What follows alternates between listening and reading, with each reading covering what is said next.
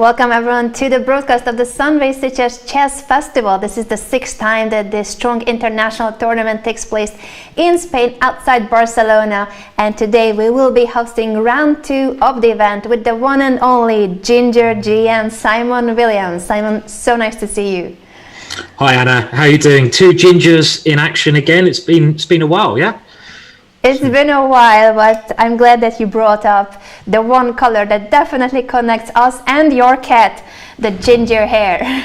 That's right. Yeah, I think my beard's kind of taken over the hair at the moment, but it's a real pleasure, obviously, to be commentating with your lovely self again on this great tournament. I mean, it's a bit sunny over there, isn't it, Anna, compared to England? But I'm a little bit jealous.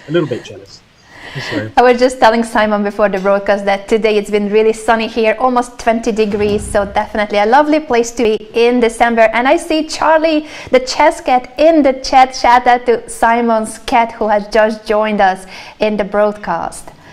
Yes, hello Charlie, hope you're doing well. You will get fed later, so it's all okay. Yes. So. As we mentioned, today is the second round. Yesterday, most of the favorites have won their games, as it happens at open tournaments. In the A group, there are over 300 players, and usually the first round is the easiest. There's a big rating gap between the players. On the top board, it was around 400 rating point difference on every single board, but the one player that didn't manage to win his game yesterday was the #1 ranked player, Vasily Ivanchuk. Simon, did you have a chance to look at the game? I didn't have a chance to look at the game. I saw the results, and Ivanchuk, who is considered by many, especially the top players, to be a genius and an extra special chess player, can be quite up and down at times. Mm-hmm. I mean, he's a very emotional chap, and I guess this came through in this encounter yesterday. And I also hear, Anna, you've got your own specialised camera just on Chucky, as we call him. Is that right? That is correct. So since Vasily Ivanchuk dropped half a point yesterday, his opponent played brilliant. I'm just going to tell everyone who wasn't here with us yesterday that his opponent, a 22-year-old Frenchman, played excellently, and he found a tactical motive with which he first sacrificed a piece and then a full rook in order to give perpetual check. But it wasn't a clear-cut force variation. It took quite some calculation and confidence to go for it, and it seems that Vasily didn't expect that line, and he then had no choice. He had to go for the draw. Sounds very exciting. And I mean, talking about exciting encounters, I can see this tournament, we were discussing this just a minute ago before going online, has a number of very strong younger players, Anna. Is that correct? I mean, there's lots of names I've never heard of, I'll be completely honest, but it looks like a very scary tournament to play with all this young talent in the field. It is a very, very strong tournament and very dangerous tournament, as Simon said, since there are so many young, talented players here. Most of the Indian prodigies are here with us, including Nihal Sarin and Pragnananda. Also other names such as Mr. Sindar, one of the youngest ever grandmasters in history from Uzbekistan, and a lot of new names that we will be talking about today, since some of these youngsters are paired against the top grandmasters for today's round. On the top board we have Parham Maksudlu, last year's world junior champion and 2-time Iranian champion. His opponent is also a youngster, 18-year-old Indian international master Raja Harshit, and the current position is this one after knight takes b5, castle kingside. I think I'll just go back a little bit to move 10 when there used to be a b5 pawn. After queen to d3, bishop d7, 8 takes b5, 8 takes b5. This is where we started looking at the position with Simon when we were getting ready for the broadcast. Knight a3, queen e7, and knight takes b5, castle kingside. Simon, what are your thoughts on this Ruy Lopez when white has captured the b pawn already? Yeah, I think this kind of idea is reasonably standard. This is quite an aggressive, like Spanish opening from Parham.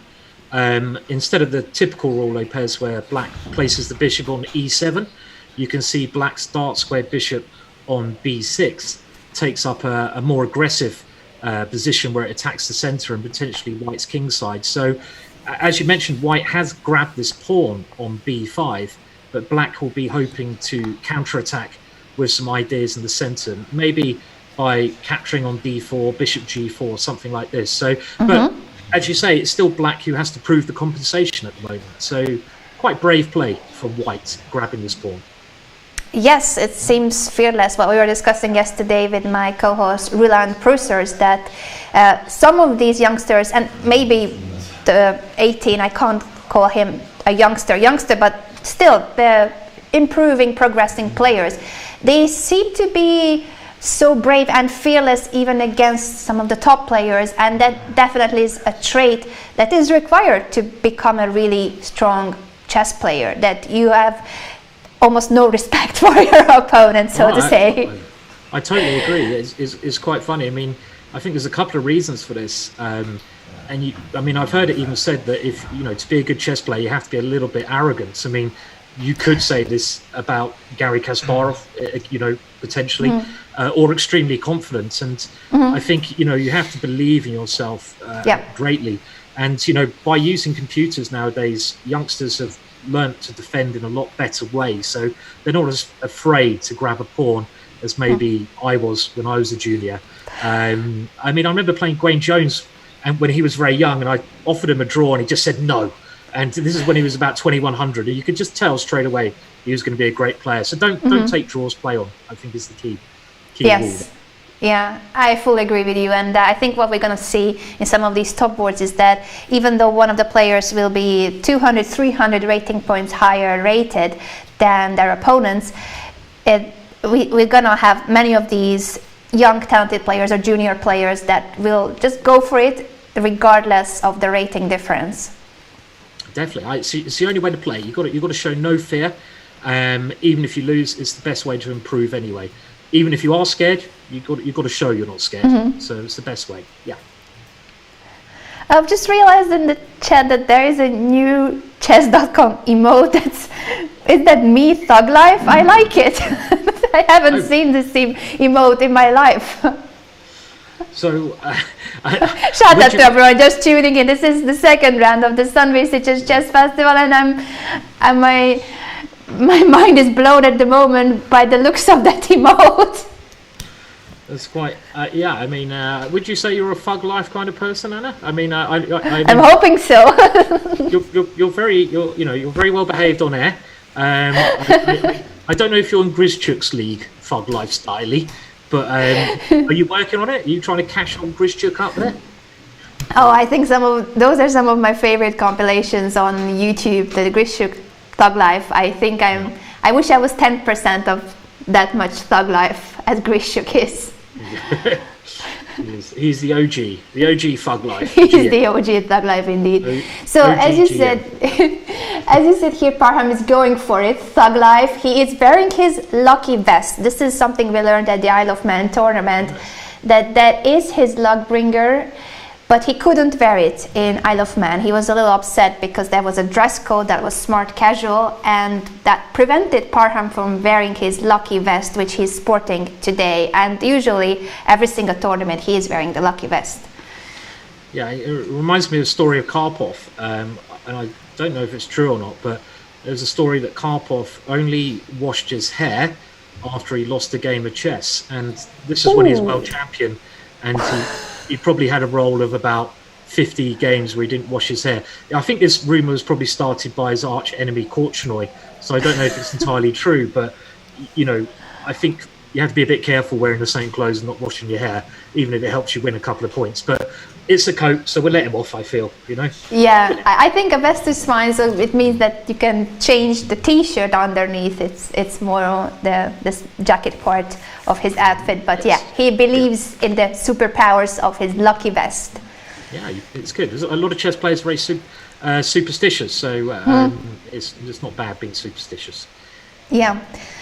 Raja Harshit has just played bishop g5, but everything is normal, as you said, except for the time difference. So pawn up for white, but it's the type of position where black usually gives up this b pawn.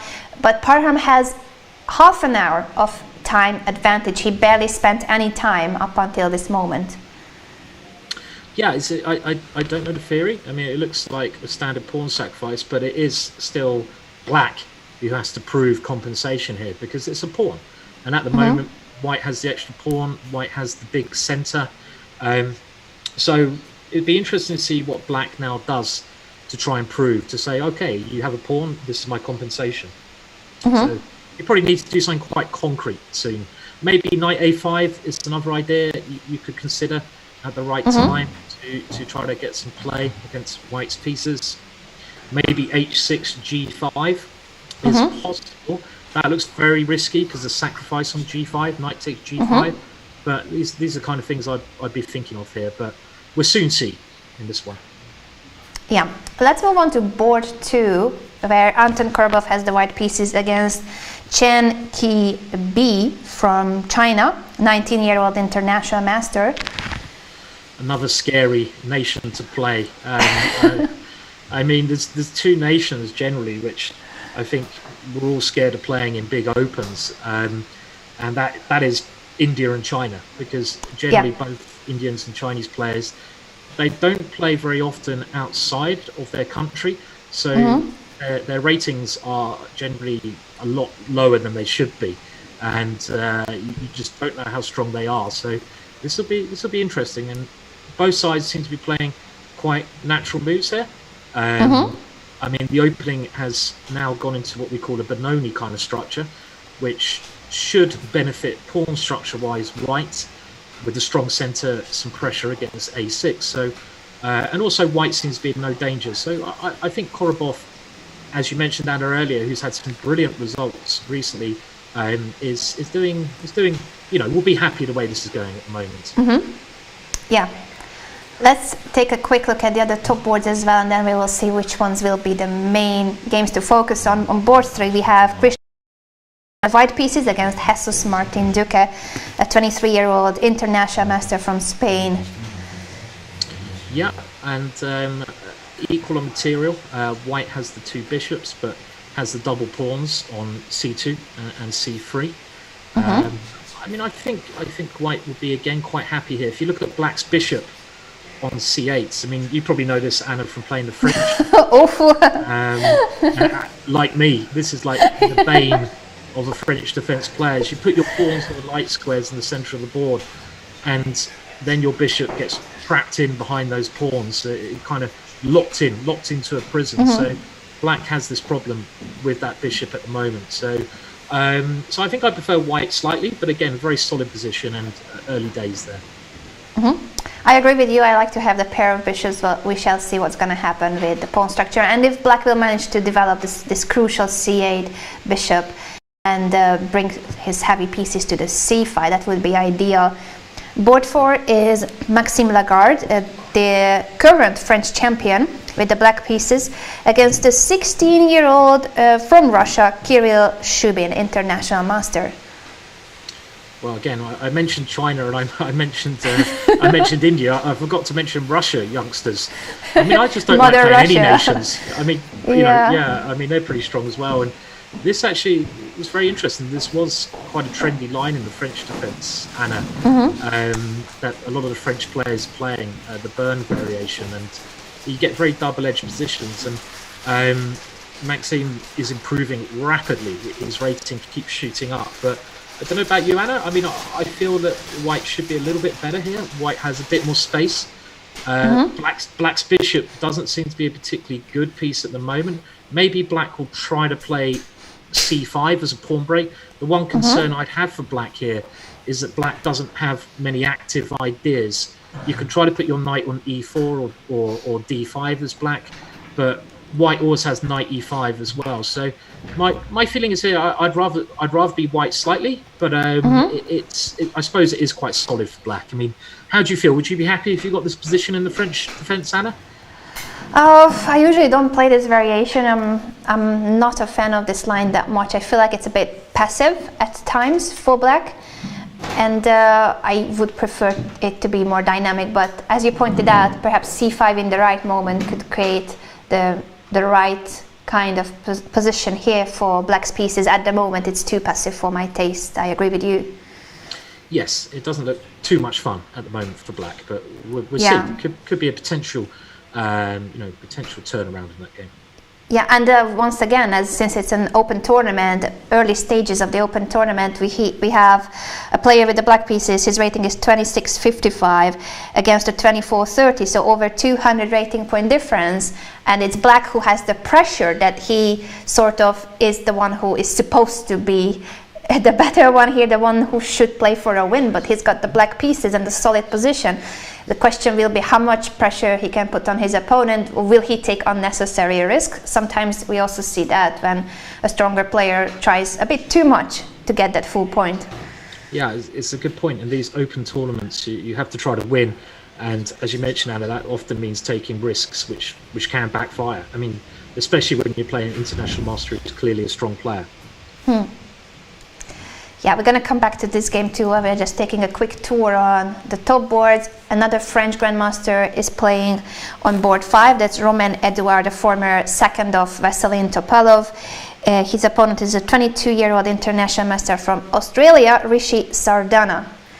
Okay, and this is a really interesting position. I mean, White is playing like a reverse Benoni, as we saw in the last I think it was the last position. No, 2 on board 3 or 2 even. And black has these 2 bishops, which look on the surface quite good, and black has these 2 pawns in the center of the board. But White's idea is to go knight takes d3 at the correct moment, and when you're trying to play against an opponent's pass pawn, so the pawn on d4, if you can blockade that pawn with a knight, that's a fantastic thing to do. I mean, blockading a pass pawn with a knight is normally ideal and will stop that pawn from doing anything. So combined with the bishop on g2 and this long diagonal, I think if White can play knight d3 and get away with knight d3, he should be doing all right. I mean, Anna, I'm wondering here about some tactics, like if, let's say, bishop h7. Yeah, the bishop has to go somewhere, bishop g6 or bishop h7. Yeah, and then maybe knight takes d3, and then even knight to e5. I'm just wondering how these tactics will work out. I'm going to play that on the board as well. So sure. Knight takes d3, knight e5, attacking the queen and the knight, and there's an annoying pin on the h7 b1 diagonal. So if knight takes e5, you would take the rook on b1, and there are 2 minor pieces hanging. The e5 knight will be taken if the bishop is captured. Very interesting idea. Yeah, I mean, that's the thing. If White can take the pawn on d3, I certainly think White should be doing well. But if there are tactics like knight to e5, knight to b4, combined with this strong bishop on the light square bishop of Black's, then you know, black will be doing well. So it's quite a key moment at this thing. So yeah, this moment in time. Yeah, so bishop h7, if you're saying that this knight e5 idea works after knight takes d3, it would mean that White cannot take the pawn at the moment, and black is threatening to push the pawn, d2 attacking the rook and the knight on e1. That's right, yeah, and it's a very dangerous pawn. I mean, I'm just wondering if White can somehow, you know, give up the exchange like in that last line, but I'm not sure how at the moment. I was thinking after that bishop takes b1 move, can you play knight g4 potentially? But then Black just moves the bishop back to g6, and I don't know. I don't know what, you know, what the thinking is here, to be totally honest. So this will be very interesting to see. Yeah, exciting position. I'm gonna mark it on my little pairings list that this is one of the most exciting middle games we have seen so far. Igor Kovalenko, 2-time Latvian champion, is playing with the black pieces against Mikhail Bryakin, a FIDE master from Russia, 22 years old. Yeah, and again, this position, I mean, Igor Kovalenko, I've seen quite a lot of his games. He's a really talented player, the player of the black pieces. But one thing I have noticed about a lot of his games, I'm not impressed by his openings. I mean, I don't know if I'm allowed to. Well, I've just said it. So, but said it, but it's all right. You mean that he's much better in middle games than end games? You're more impressed with his middle game skills? Yeah, I mean, he's a really talented player, and he really is very, very impressive in the middle and end games. But he often seems to get really bad openings, and then, you know, gets some chance and outplays his opponent. So, if he sorted his openings out, he'd be a fantastic player. But just looking at this position here, I mean, he must be worse, a little bit worse with black. Maybe nothing serious, but you can even try throwing Harry up the board. I mean, this is I've got to get one Harry sort of moment in already. Definitely, we need to get many Harry moments. I think so. When Harry met Gary. Harry. Yeah, that's it. Hurry up, Harry. And also just stuff like Bishop C3, getting rid of black's one strong piece is another idea.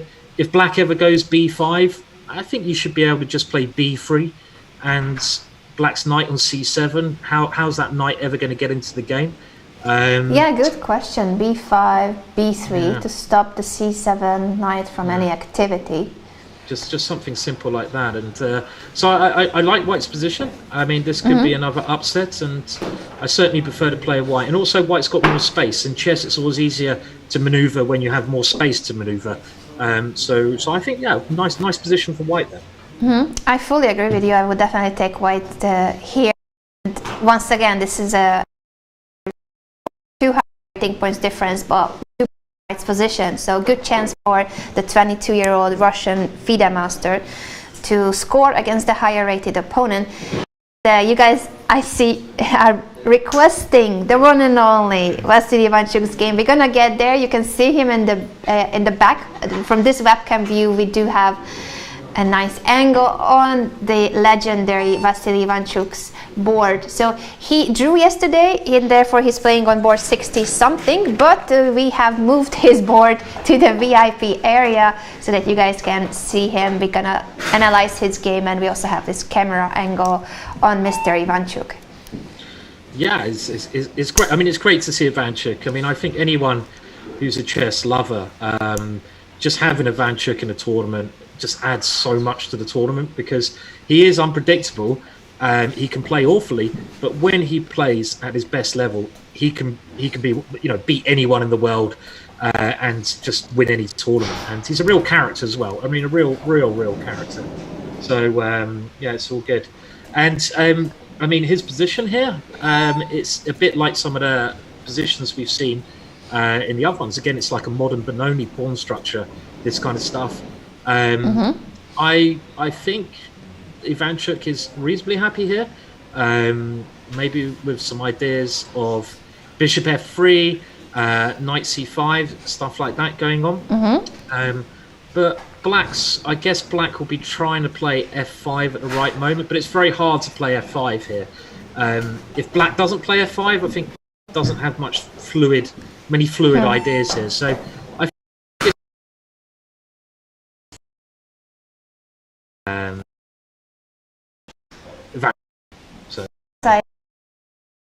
that is him, Vasya, the former world number 2 Vasily Ivanchuk. He is 50 at the moment, but he is still very active, and he likes to be here in Sitges. This is not his first time competing. He was here last year too, and he seems to like the tournament so much that he was one of the first grandmasters to register for this year's edition.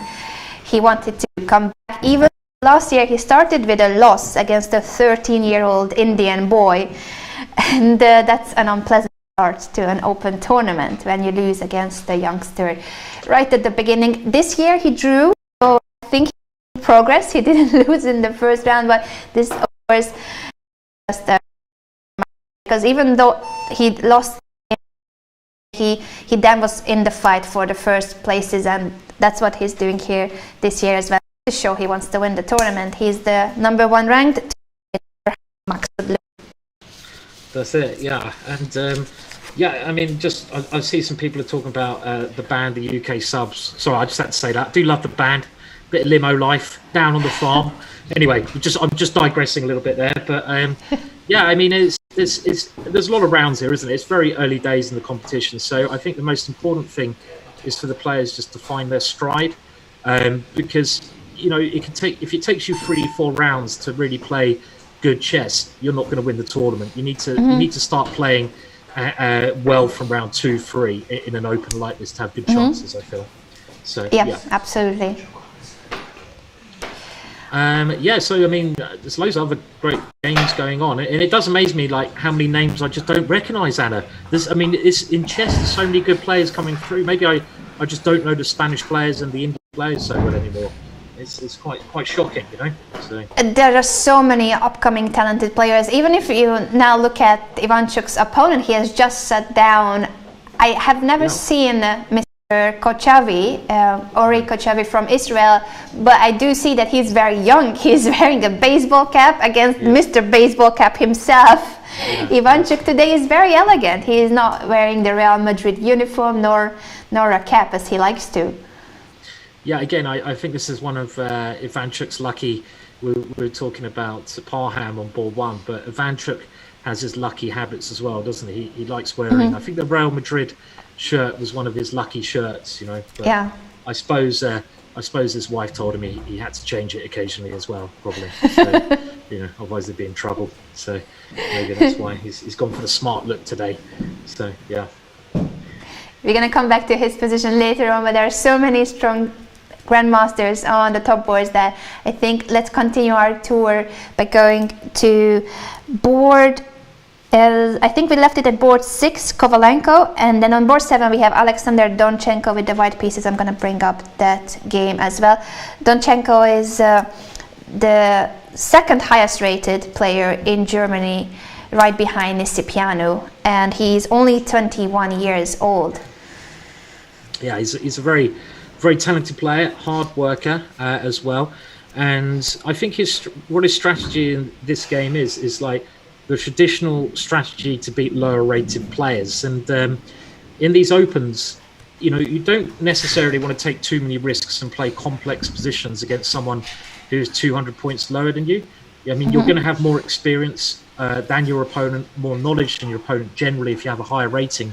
So what you want to do is you know, play distinct plans that are just well known to you. And this plan that White's playing here with the minority attack, A4 and B4, is maybe this pawn structure is one of the most important pawn structures if you play 1d4, the queen's pawn opening, that any player should know, because there's so many openings when you play 1d4 that gets into this pawn structure. And I think that's, you know, something that is important for everyone to know. White attacks with a minority attack and black tries to play on the king's side. And one thing I would say to, you know, anyone out there who's trying to learn chess is, the thing I found is the middle game positions, what you need to know and play in the middle game positions that are most important. And people might think, well, how do I do this? It's from knowing the openings well, but not memorizing the moves, but knowing what you're trying to get to in the middle game. So what pawn pushes you want to play, what you want to stop your opponent from doing, what your actual plan is. And I'm sure Donichenko knows this very well. We'll have to wait and see if black has the knowledge that Donichenko has. Yeah, I'm gonna update my board because I think it jumped back to the opening. So Simon was describing the minority attack. I'm just gonna go and see if I can get the updated position. I swear I saw it earlier, but not anymore. I'll get the updated position as soon as I can. I was just gonna mention about here it is. Finally jump back to move 16 after rook fc1. That Donchenko's opponent, she's actually one of the top players of Mongolia, and I read about her that she's only 19 and she was the first ever Mongolian player to win a World Youth and Asian Youth Championship. So she is a World Youth Champion and then won the Continental Championship too. Very impressive results by Nomin, and today I'm sure that she will try her best to show that she is not scared of higher rated opponents. This is what we were discussing with Simon. If you want to be among the very best, you need to show that it doesn't matter who's your opponent. You simply don't get intimidated by the rating or the famousness of your opponent if it's a well-known grandmaster. No, that's right. You got to, you know, don't show respect, but don't be scared, I think is the correct rule. Absolutely. And I mean, just looking at the position, we're talking about the minority attack. I mean, it might be worth just be mentioning quickly that White's one idea here is to play the move b5, and this is going to try to eventually win a pawn on the queen side by weakening black's queenside pawns. So in this position, which is a very common kind of position, black has a decision to make. Black can either try to play b5 herself, or try to start some kingside counterplay with g6, knight g7, that kind of idea. But in general, it's a little bit easier for White to play this position, and Black's got to be a little bit more accurate. Otherwise, Black will get in trouble on the queen side there. Yeah, I fully agree with you that Black will need to be precise. So far, she has been playing faster than Donchenko, so that does show that she has either prepared very well or is pretty confident about this middle game, or both, which is a good sign. Once again, in a situation like this, when the rating difference is on this board too, over 200 points. Yeah, and I mean, another game very interested, Anna, is this game Sefer Arman. I mean, I guess that's the next board down. Yes. And it might just be worth going to moving on from move 9 here even. This is actually an opening I used to play as White against the Najdorf. And it's a very aggressive way for White to play this opening.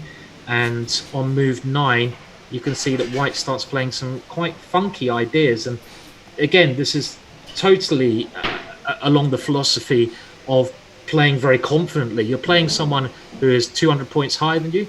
Black is very, very strong player. So is White, of course. But White now plays bishop d5, and after e6, White just plays rook e1, leaving that bishop on that square, which is very, very interesting play, Anna. I mean, this is this kind of crazy idea, yeah. It is. So if the white bishop is captured on d5, e takes d5, the e5 would have opened up, giving a check to the king that still hasn't castled.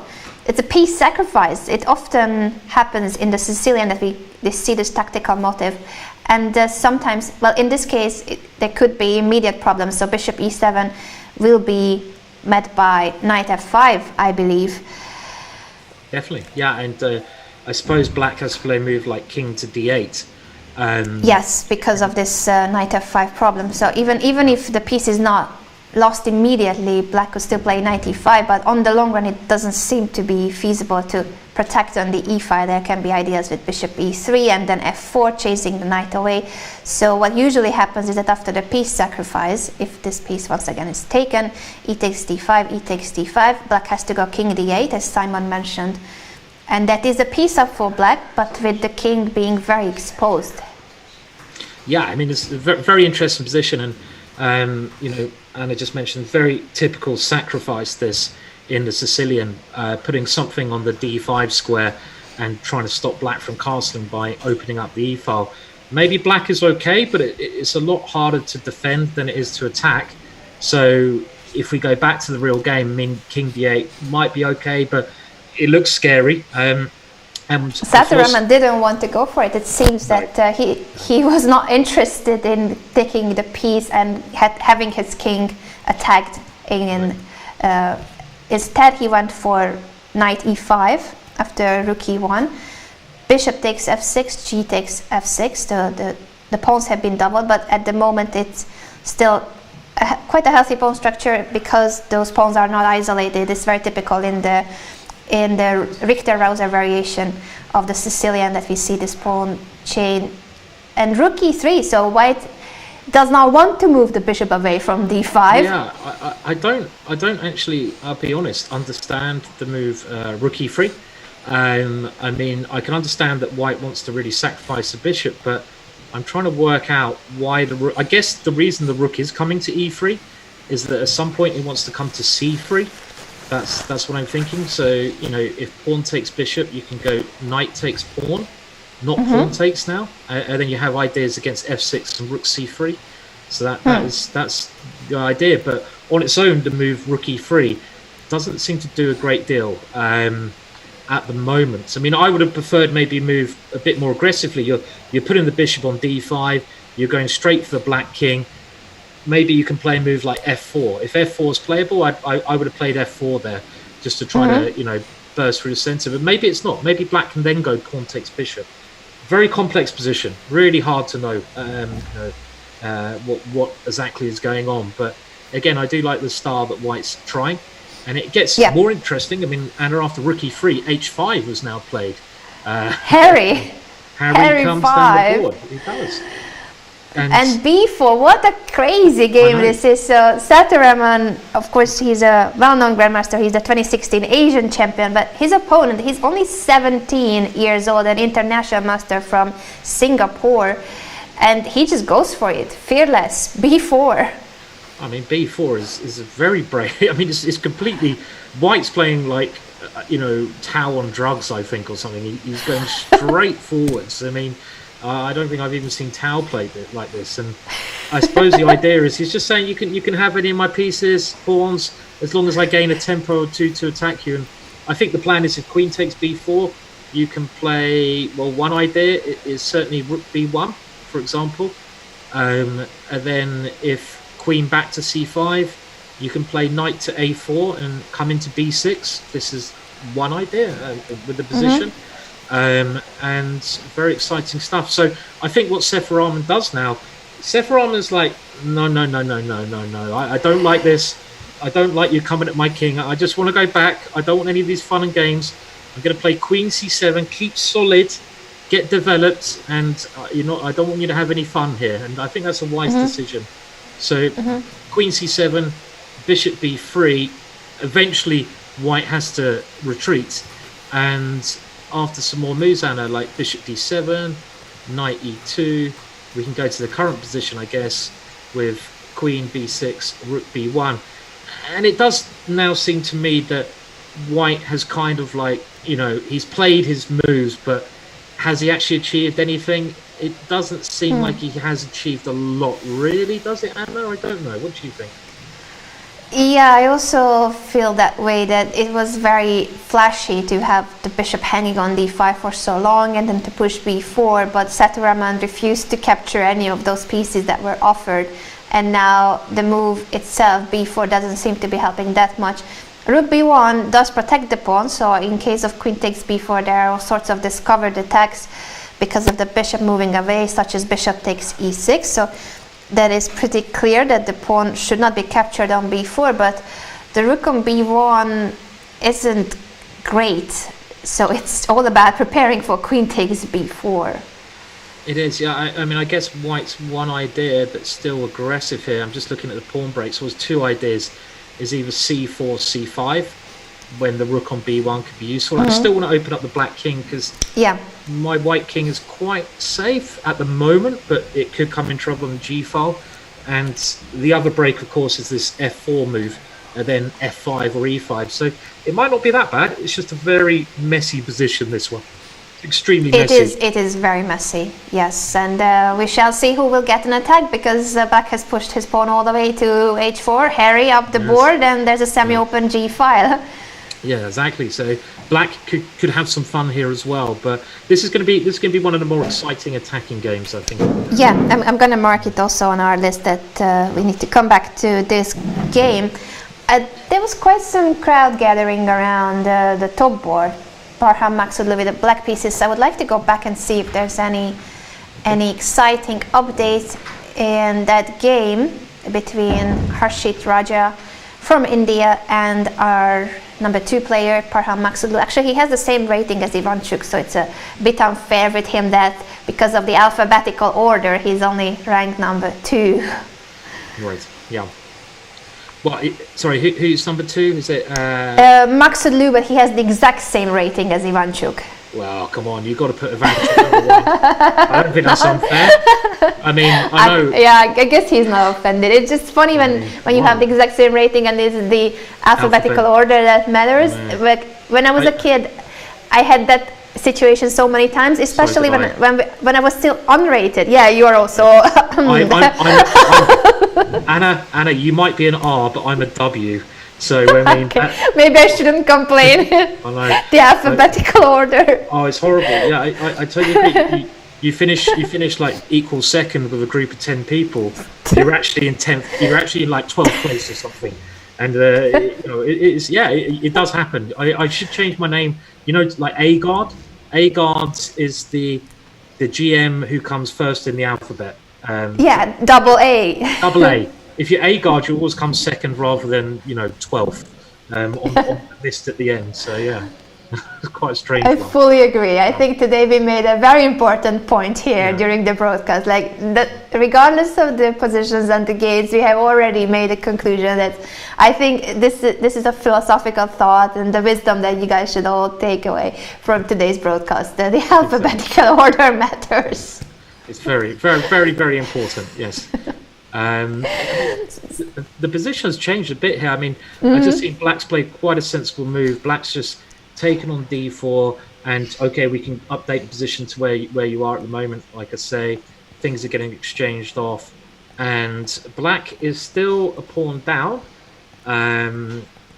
But I suppose Black has quite good play with the two bishops. I mean, look at the bishop on b6. This is one of the ideas this opening, is that you kind of give up the pawn and you rely on your dark square bishop to cause many problems. And with ideas of bishop g4 coming up, I suppose the bishop has other squares. Maybe bishop b5 is a threat here, Anna, as well.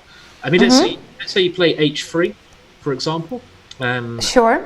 h3. Can you now play bishop b5 as a tactical idea, which is actually quite a lovely idea. It's a nasty hidden tactic, that one.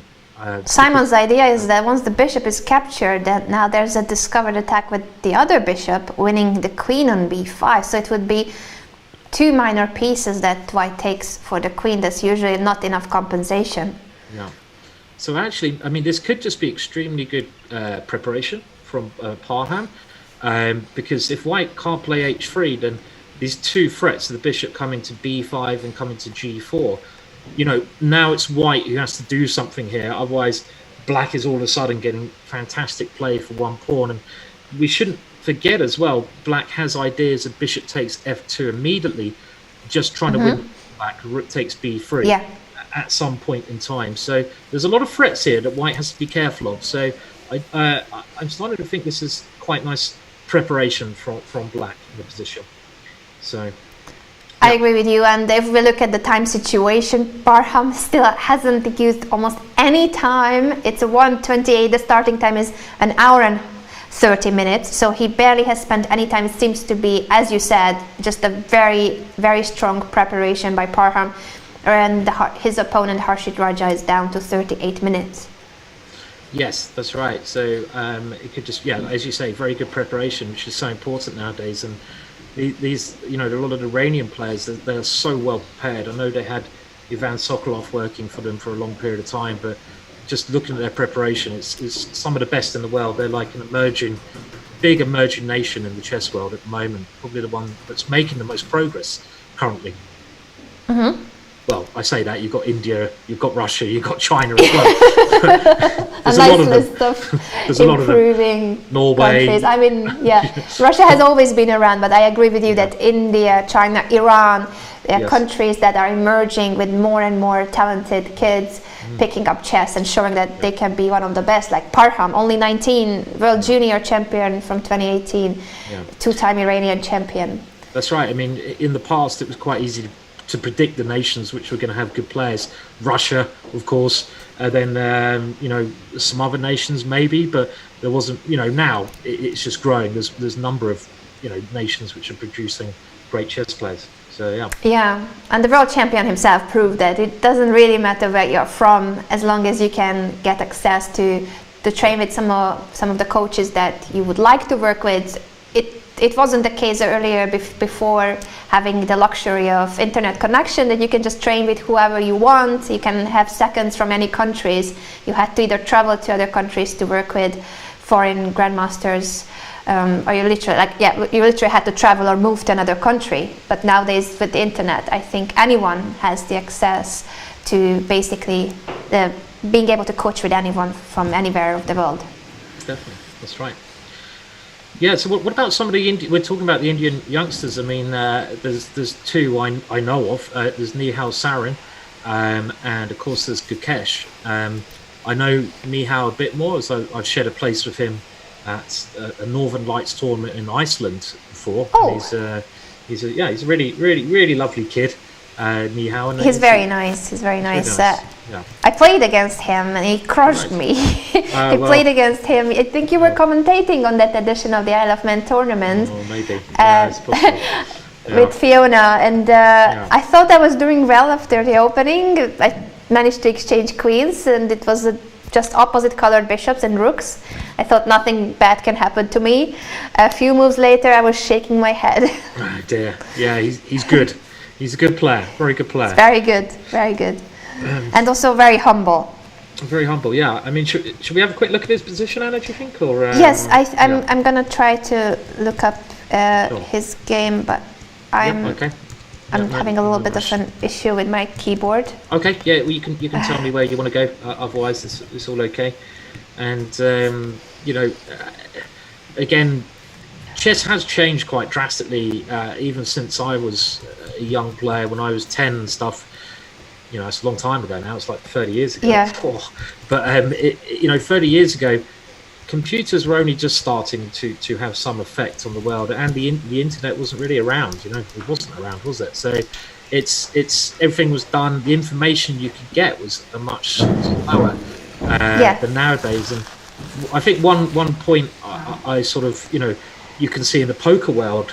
Again, going back 30 years, if you wanted to play poker, you had to go and sit down and play poker at a poker club, and the amount of hands you can play in a day was just a fraction.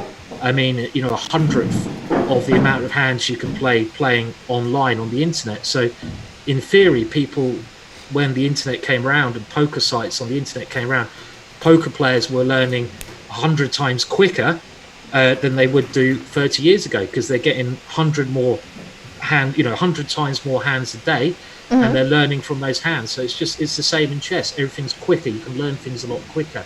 And that's made a massive effect in the poker world, as it has in chess as well. So, okay. I don't know that much of the poker world, but I'm trying to get better at choker. So then we can discuss the poker part too. But that's really interesting how things changed due to technology and the internet. Before we move on with our game analysis, I wanted to mention, of course, what's at stake here. It's over 27,000 euros, the total prize fund, with 5,000 euros being the first prize, 3,000 for the second, and 1,500 for the third place. This is what you guys can see are the prices for the A group. And also there are, of course, special category prices. There's one for players between 2,300 and 2,449, another one between 2,150 and 2,299, and a third category for the rating prices between 2,000 and 2,149. Yeah, good prices. A lot to play for, and I mean, you're over there. I mean, I'm commentating from England, and I hear it's an absolutely brilliant tournament. Very, very nice part of Spain, isn't it? I heard it's got a bit of a reputation as being a rather hippie-ish part of Spain, which is totally cool with me. I don't know if that's true, or maybe artistic is better. I'm not sure, but it's lovely where the tournament's been held. Yeah. I think it's a lovely place. I don't know what reputation or non-reputation it has, but I really like it here. So we are in Sitges, which is just outside Barcelona. Mediterranean and sea, palm trees, 20 degrees in December. I think it's one of my favorite places in Spain, actually. Good stuff. So a tournament maybe I should play in next year.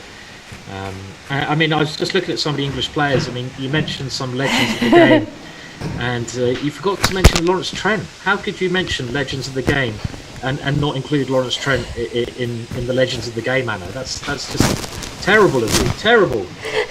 Well, we haven't mentioned Lawrence Trent because he's playing.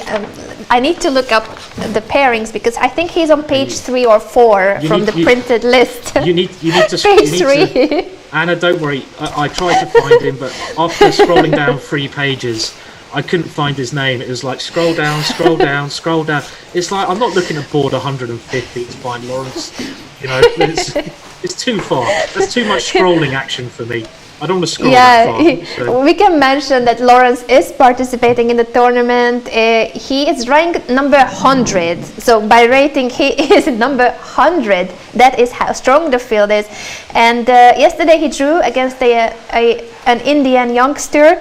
And today he's playing against another talented young player from India. So he's got half a point and he's down on board 81.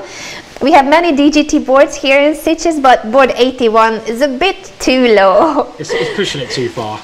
Yeah, it's pushing it too far. Yeah. I mean, no. I mean, okay. I'm sure he'll be back up another day. I'm only joking, of course. But, yeah. So where do you want to go now, Anna? I'll let you pick a board, shall I?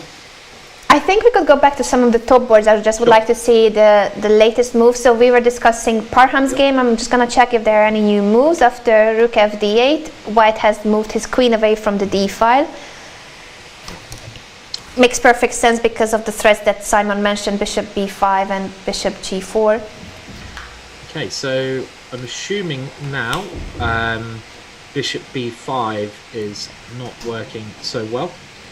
Because of Bishop C4 in this position. Yeah, let's show it one more time for those of you who are just joining us. So Bishop B5 is a beautiful idea spotted by Simon. If this piece is taken, then Bishop takes F2. The other bishop is sacrificed and wins the queen on B5. The problem here, or just simply the power of this move is taken away by placing the bishop on C4. So White is not obliged to take the bishop on B5, but can play bishop to C4, offering a trade of pieces. Yeah, and I think Bishop C4 seems to be quite safe, a safe way to play. So Queen E2 does seem like a nice, sensible way to deal with this. Now, if I was black here, I'd be thinking of probably two key moves. Bishop G4 seems like a very tempting move just to put that knight into a pin. I mean, it's a kind of position where it could simplify very quickly, Anna. You know, if you go Bishop G4, H3, does Black really want to take on F3? So I'm not so sure about this Bishop G4 because it's just H3. Bishop G4, H3, and even though Black can take on F3 to double the pawns on F3, Queen takes F3, Queen takes, G takes F3. Opposite colored bishops and still an extra pawn for White. Yeah, so Black can win the pawn back with what you mentioned, Bishop takes F2 at any point, but it's gonna be a rook endgame with not much chance to win. Yeah, maybe, Anna. I mean, I'm thinking Black might have the slightly better chances there with the more active rooks after that Bishop takes F2 move and Rook takes B3, but there is certainly not much material on the board, so White's drawing chances increase. And this is the kind of position where you have these bailouts as Black quite often, but you'd rather keep the tension as long as you can if there's a way to do that. I mean, I'm assuming Bishop takes F2 here is not actually working now because there's Rook takes and then a knight D4 move at the end. So if you in the original position after Queen E2. If you play. Oh, so you're saying without the trade on F3. So I was showing the line after H3, Bishop takes, Queen takes, G takes, and in that position, if everything is traded, Bishop takes F2 and Rook takes B3, equal material Rook endgame could be one of the options. Yeah, that's definitely one of the, and that's that option, that ending we just looked at. Maybe Black is slightly better because his rooks seem to be active, but drawing very lightly. And in the original position, if you from where they're playing, he's played a move actually. I wonder what he's played. So wow, Queen that's not 2 and G5. Oh, that's not a move. That's not a move I thought of, Anna. Gary's off. He's off. What a move, yeah? I mean, what is going on here, Simon? Tell us the thought process that could be behind this move by Parham. G5. Well, that's certainly aggressive, isn't it? I mean, I don't think I'd have even considered that move. I mean, because the thing with playing these pawn moves, I mean, obviously Black wants to go G4, but you have to be a bit careful because every pawn move makes a weakness, and this pawn move does weaken some squares, especially the F5 square. And is this really the right way to play? I don't know. I mean, let's say I play, because what I want to do is white here. I want to kind of try to play knight d2, get my knight to e3 eventually. If I get my knight to e3 as white, then g5 is going to look rather stupid. But I know that's hard to do, but I can try. So maybe knight d2, maybe just knight d2 here, and just say, what's your idea? What is Black's idea? I mean, what do you think of that move, Anna? That's a shocker. I'm very surprised, and I'm even more surprised knowing that Parham usually plays in a very classical, strategic style, kind of like the old style or the old school of chess. And today he's going for g5. I wonder what's the inspiration behind this move, and if he's really going for some kind of a killer attack. That's not his usual trademark style. Yeah, I mean, I guess he's trying to gain space, and one of the strategies I was taught to do when you have the two bishops and you're playing, later on in the game, more in the ending, but sometimes in the middle game, against a bishop and knight, as the structure is here, you should often use your pawns to force your opponent's knight to go to some bad squares. So maybe that's Black's idea. He just wants to play g4, just push that knight away. But I don't know, is white, I mean, let's say knight d2. I mean, that knight probably has to go to d2 at some point.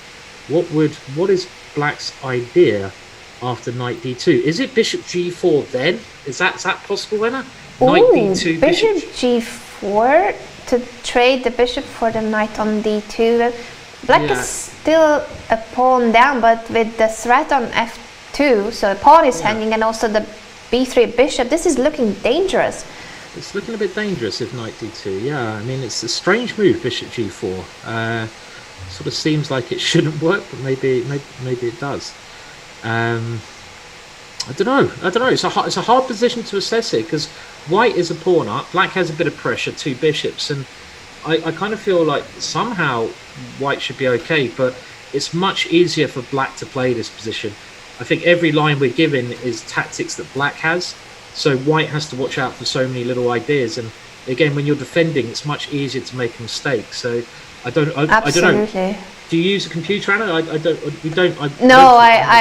don't really like to use the engine. I would be curious in this moment what it thinks, but I normally wouldn't like to switch it on. So during broadcasts, I try to think for myself, and I am surprised by this g5 move. I think it's not Parham's usual style. At the same time, he hasn't spent any time, and this is move 19. Once again, he made a move really quick. So could this be still his preparation, do you think? I mean, it's very possible. Very possible. I mean, preparation nowadays, you just leave the position on the computer, you memorize the variations, and you try to work out the point of the computer. And I mean, maybe this is just the computer move. Possible. But I don't know. I think that would explain, because it's not his usual style. So if it's still his preparation and g5 is the kind of alpha zero style of going forward, then Well, we're gonna see. We're gonna come back with this game and the rest of the games of round 2 from the Sunway Sitges Chess Festival after a short break. So stay tuned. Don't go anywhere. We'll be back with Ivanchuk and the rest of the excitement of round 2.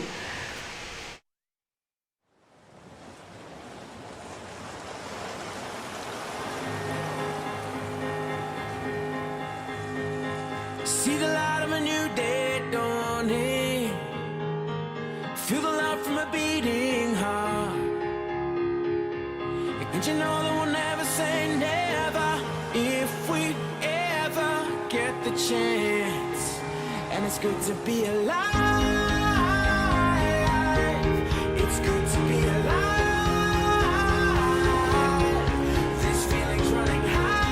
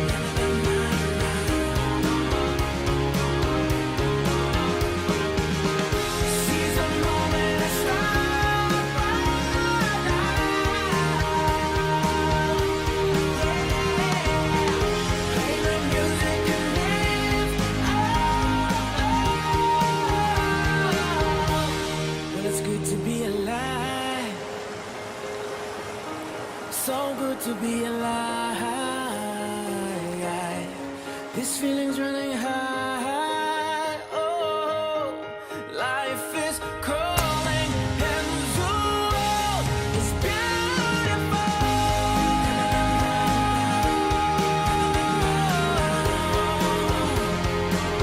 So beautiful. Life is calling, yeah, life is calling. Life is calling, the world is beautiful. Life is calling and the world is beautiful.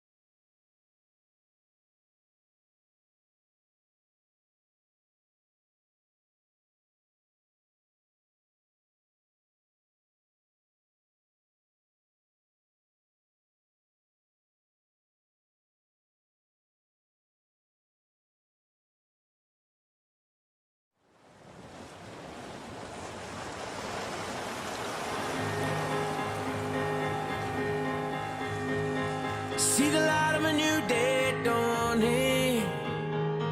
Feel the love from a beating heart. And you know that we'll never say never if we ever get the chance. And it's good to be alive. It's good to be alive. This feeling's running high. Life is calling and the world is beautiful. Na na na na na. Na na na na na.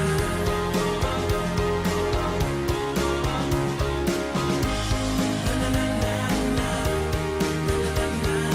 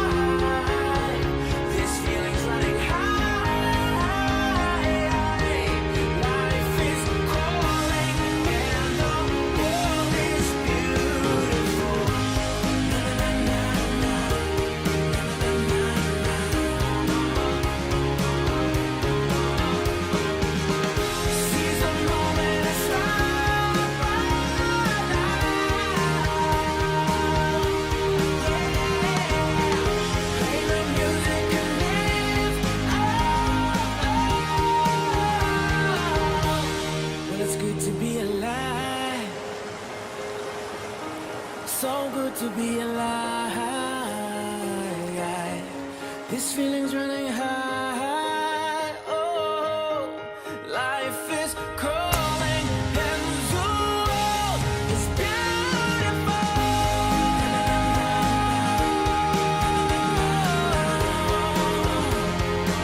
So beautiful. Life is calling, yeah, life is calling. Life is calling, the world is beautiful. Life is calling, and the world is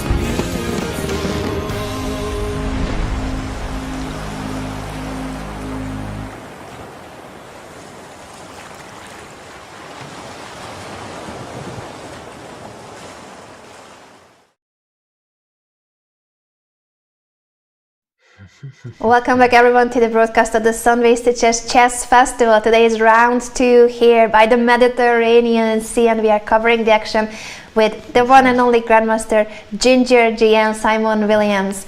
Simon, how has it been for your break? I do have some chocolate here with me. I don't know what is your secret to keep yourself going for hours and hours of commentary. Well, I got water next to me at the moment, and lots of caffeine. I ate a bit too much chocolate earlier, to be honest, Anna. I've got through. Yeah. Let's not say how much I ate. Too much. So But all right. Although chocolate is never too much. There's never too much chocolate, in my opinion. We need our energy boost, don't we? So it's got to happen. So it's a great tournament. It's lovely to be commentating with you, Anna. Don't think we. Thank you. Likewise. Yeah, it's cool, and there's some great games going on as well. So great games, great tournament. The Ginger team is back. Charlie, the chess cat, is also with us here. I think I have seen Charlie at the beginning of the broadcast. I don't know if he's still listening, but that's Simon's cat, and he's also a ginger cat. Obviously, we are all gingers. Today is round 2, as we mentioned. The top player of the event is Vasily Ivanchuk, but he is not among the leaders after one round because he couldn't win his first round game against the 22-year-old player from France, rating 2,258. He held Ivanchuk to a draw yesterday in a spectacular style. If you guys missed that game, you should check it out. That was Ervan Lever in the first round against Vasily Ivanchuk. And today we have lots of action already on the top boards and a special camera on Vasily Ivanchuk. So even though he's not among the leaders, we still have him on one of the top boards for the camera so that you guys can see him. Sorry to interrupt, Anna. There's quite a if we can get his game up, something very interesting has just happened in the Ivanchuk game. Let's go to Ivanchuk right away with the white pieces here against Ori Kochavi from Israel. Yeah, and just had quite an interesting sequence of moves in the Ivanchuk game. We can see him there in the background, and we had. Well, Black came up with quite a clever idea, placing this bishop on c6, which is a very good diagonal for the bishop. And Ivanchuk took on e5, and Black's now played f5. So this is a critical moment. And this is another thing I think it's very important to bear in mind if you're trying to improve in chess. I mean, generally in chess, there's probably only 3 or 4 critical moments of the game. Most moves you can play without thinking too much, but a move like f5 here can either be winning for Black or losing for Black, because Black is trying to win a piece. So it's a very, very critical situation here, and a very interesting position. I mean, what does Ivanchuk do? Because if you move the knight, you lose your rook. This is the problem. Your knight is attacked, so you have to try to do something. Now, my first thought here from the white side would be to take on f5 at least once, so I open up the g file, so maybe we can have a look at that. G takes f5, G takes f5, and now we have ideas, a couple of ideas. For example, we have rook g1, one idea, bishop g5, and knight f6. So I'm just trying to think which of those moves I'm going to give a go. I mean, bishop g5 kind of seems okay, but I'm not so sure what the follow-up is. If Black even moves the rook, Black can also sacrifice the exchange there. So I don't think bishop g5 is working. For example, if we go bishop g5 here, what about I actually play pawn takes knight? Yes, and after bishop takes d8. We go pawn takes d3, and we now start an attack against two pieces, the bishop on e2 and the rook on h1. And is black actually winning a piece in this particular position? Seems like he might be. So I don't think bishop g5 is working, as far as I can see, in the position. So it's very critical. I mean, another idea I'm wondering if Ivanchuk can play is something weird like knight to f6. Let's try that one. Knight to f6 check instead of bishop g5. And now, okay, so this is after g takes f5, g takes f5. Bishop g5, as Simon said, is not promising for white. We are trying now knight f6 check. And if... I have to say, drunk chess, interesting handle. probably not drunk at the moment. In that last line, hello, drunk chess. And also, Alo well came up with a good move at the end there, which might be Ivanchuk's idea. But I mean, knight to f6 check, I was also thinking is potential. Let's have a look at this first. And if bishop takes f6, I don't think this is working for white. I wanted to go rook g1 check now, and then bishop g7 looks correct. And now I wanted to play bishop to h6, and now rook d7. And I think black is just holding here, because if I go e6, for example, you can just play rook to e7, and I think black is just a piece up. There's no more tactics left in the position there. So we have to go back again, Anna, I think, to the position after f5, pawn takes f5, pawn takes f5, and try to work out another idea. So that last line, let's go back to that line bishop g5, Anna, shall we? So, sure. So bishop and g5. Rook g1 is mentioned by Drunk Chess and Alo World in the chat. Is definitely something that we need to look at. I think Ivanchuk has just made a move, so let's see if we're gonna see that on the board after f5. Let me update the board. Just a moment. We can see what's happening.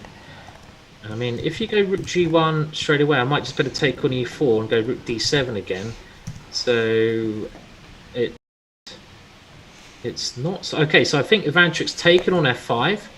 It looks like with the hand movements there, and now he's played bishop into. Has he played bishop g5? They're playing so quick. I mean, the kid with the black pieces is like he's playing so confidently, isn't he? I mean, this is very he's banging out his moves. Does he? I mean, what's happening here? I'm very excited to see the updated moves here. I'm still trying to catch up with the moves of the players are faster than our board, so I'm waiting on the updated position. Yeah. So after f5, it does seem like Ivanchuk has taken, and after the capture, what did he play? My board still hasn't caught up with the players. I'm trying to look at the camera angle if I can figure out the move. Has he gone bishop g5? Should we have a look at that line again? Yeah, let's take a look at it. So bishop g takes g5. f5, g takes, bishop g5. And now black can, of course, move the rook here, but I don't really want to do that. I can also play knight d7. It is another move here. I mean, black's got a lot of here, but let's have a look at that line with pawn takes e4. And now bishop takes d8. Yes. Pawn takes d3. And now, as Drunk Chess pointed out, or rook g1 here could be the idea, with bishop f6 being a very strong threat in the position. In this position, rook g1. Okay, I understood it in a different position. Yeah. Makes perfect sense here. Yes, thank you, guys. And now with the threat of bishop f6, it looks like white should be doing quite well, actually. So just a little tactic that Ivanchuk saw a little bit further, I'm guessing, in the position. Could well be the case. Could well be the case, and I think that's what they played. I'm still not seeing it on my board, but from the camera angle, it does look like he took on f5 and played bishop g5. Bishop g5. So yeah, that last line looked very good for white, didn't it? So it looked like it was going well. Hello to Matt Smith in the chat, who's saying my two favourite gingers. That's very kind. Oh, thank you. That's very kind of you. And shout out to all of you, 2,618 chess fans from all around the world tuning into round 2 of the Sunway Sitges Chess Festival. We appreciate your presence. This is just about to start. The exciting part of every round, I believe, is when the players start approaching move 40. So we are approaching the time control and time trouble. More mistakes, possibly blunders, and overall that's when we reach the middle game stage where exciting variations like this happen. So who is winning material and why? I think Ivanchuk, as well as his position looking quite good, he's looking very confident, and he doesn't, you can tell with Ivanchuk when he looks worried, and he's got up from the board, he's pacing around a little bit. I think he's seen a little bit further, and I think he could have worked this all out, and Black in a bit of trouble after something like Bishop G5 here. I mean, what does Black even play after Bishop G5? Is there a move here that Black can do to get out of this somehow? Well,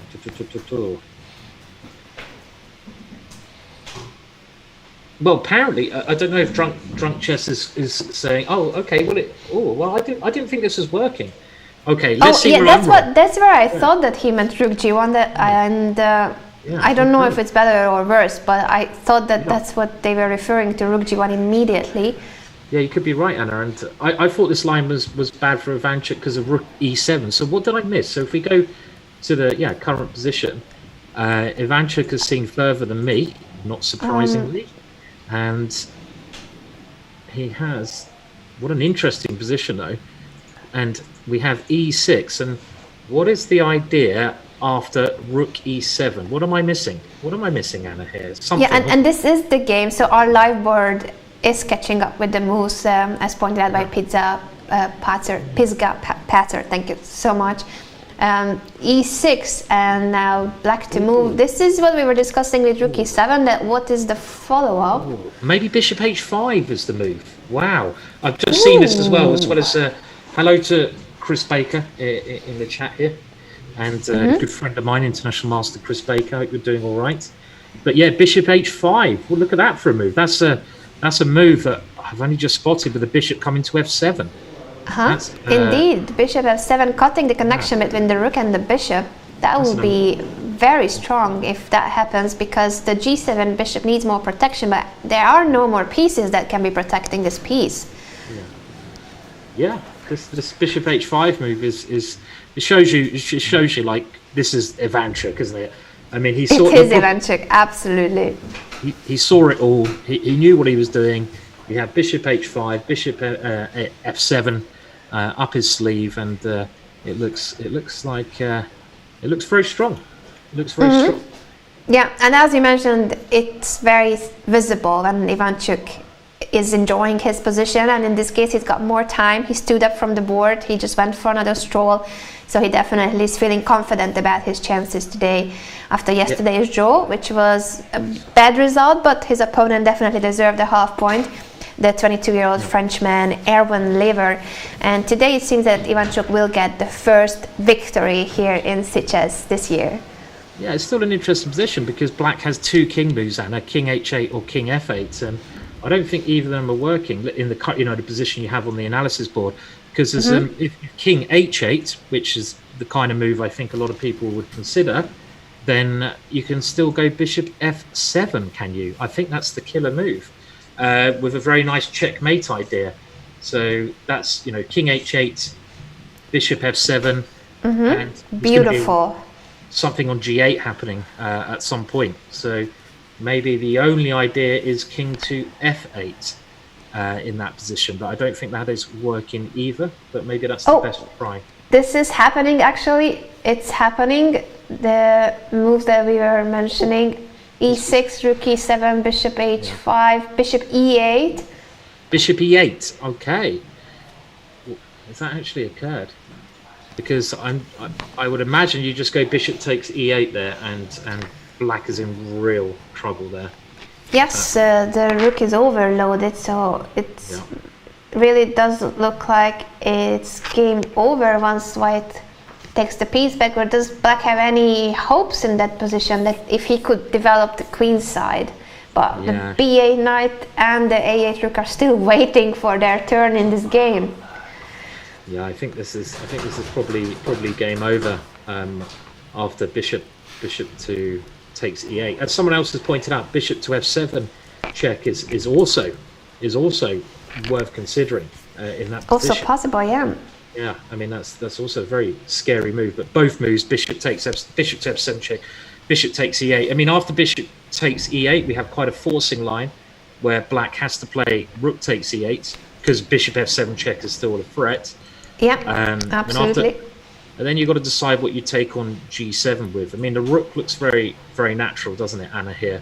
And should be very good. So probably rook takes g7 check.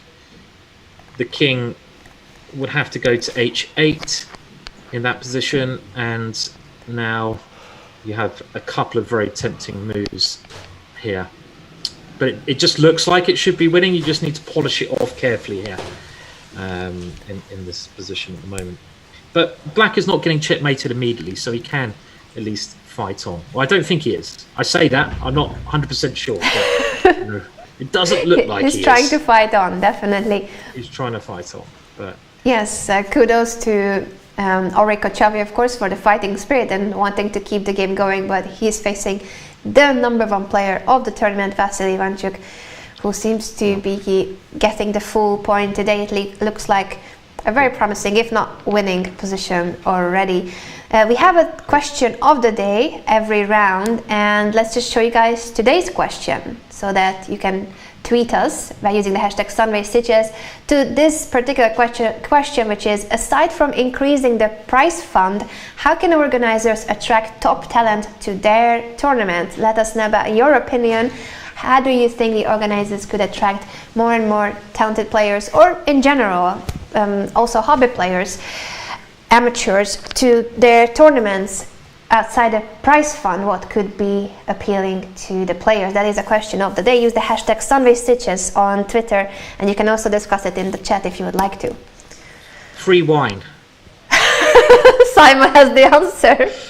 Very easy. I mean, I'm kind of joking, but there was one tournament which was quite famous for this, Capelle-le-Grand in France. Oh, I do know that tournament. I've played a couple of times too.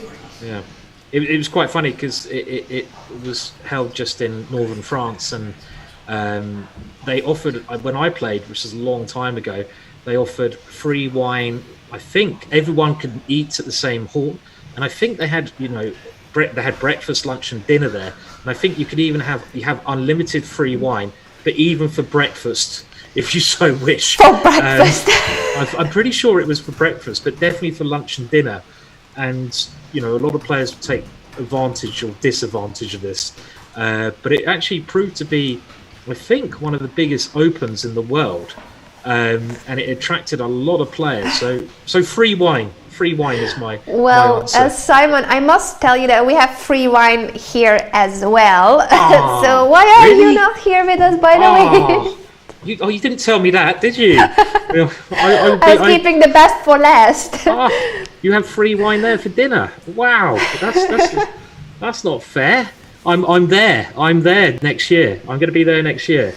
That's and probably very good wine, I'd imagine, in Spain. Yeah, Spanish wine, definitely very good wine. Oh, okay. Well, we're going to take your word for it that you'll be here with us next year, and everyone else who is telling us in the chat that this tournament is looking very attractive. It is. It is the kind of tournament you can connect with a pleasant holiday as well. So it's a holiday location, very nice hotel, spa, resort, golf, Mediterranean Sea, nice weather. If you need a chess holiday, this is the tournament to go to. Sounds good. Yeah, so obviously free wine is just the answer. I mean, as simple as free wine is the answer. Yeah, I mean, also obviously if you're an age of not to drink a wine or you don't drink, other tournaments I played in which were very attractive were ones where they had evening activities. So there are master classes here, simul's, chess movies every night. They got everything. They got everything. What more do they need? They don't need anything else. They got it all. So yeah, okay. So yeah, these kind of things really add to a tournament, don't they? So Yeah, definitely. So, I'm jealous now. Even more jealous. Yeah, you should come next year. Yeah, I'm telling you, there are all sorts of chess and non-chess activities. So there are master classes and simuls by some of the top players and chess movies every night, but also non-chess activities. Last year I took part of a cocktail course, a tapas course. There was a paella workshop and all sorts of Spanish cultural master classes as well. I like the idea of a cocktail, and tapas as well. I love tapas, so yeah. You should come next year. You should come next year, Simon, and everyone else here in the chat. I'm inviting you guys. But now we're gonna head back to the games and the top board, which is Parham Maksudlu, last year's World Junior Champion with the black pieces. Let's see if there's anything that has changed in the position after G5. That's where we left it. G5. Yeah, very exciting stuff, and. Now we had a very sensible move from white, which was just rook d1. This can't be a bad move. And now g4, obviously one of the ideas. And look at this next move. Just a moment, I see our analysis after g5. So rook a d1, g4. Knight takes e5. Yeah, white wants to party as well, yeah? Or he's been on the free wine. We'll have to find out. One of the two. I think he wants. It looks like a very good move. What a nice tactical move. I mean, does it work? Because let's see the idea. So he takes on e5, queen takes e5, and then he sacrifices the rook on d7, giving up the exchange. And if rook takes d7, then the pawn on g4 will drop, double attack, check, and the rook is hanging. Yeah. Fighting fire with fire. So that's why black now plays g3. I mean, this is really, really interesting. I mean, queen g4 check looks correct, and now king to h8. And what is happening here? What is happening?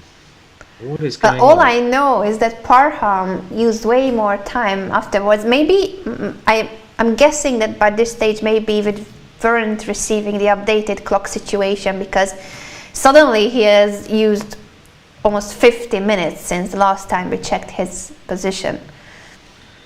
I mean, my initial thought without doing much calculation, I missed this knight takes e5. Amazing little mini tactic is that white should be doing well here, because remember, white's a pawn up already, and white has now just simply taken on g3. So white's now gone 2 pawns up, and white seems to have quite active pieces. So this is I don't know. I'm a bit worried for black. I'm a bit worried for Parham now. At the moment, a bit worried, I guess. I am worried myself, and I'm still trying to understand this move g3. If after queen g4 the pawn can still be taken. Yeah, what is black's idea here after h takes g3? Is it okay? So someone's just told me it's 3 pawns up. It's not even is 2. It? Yeah, oh because my. he took on e5 as well. So that's a lot of pawns.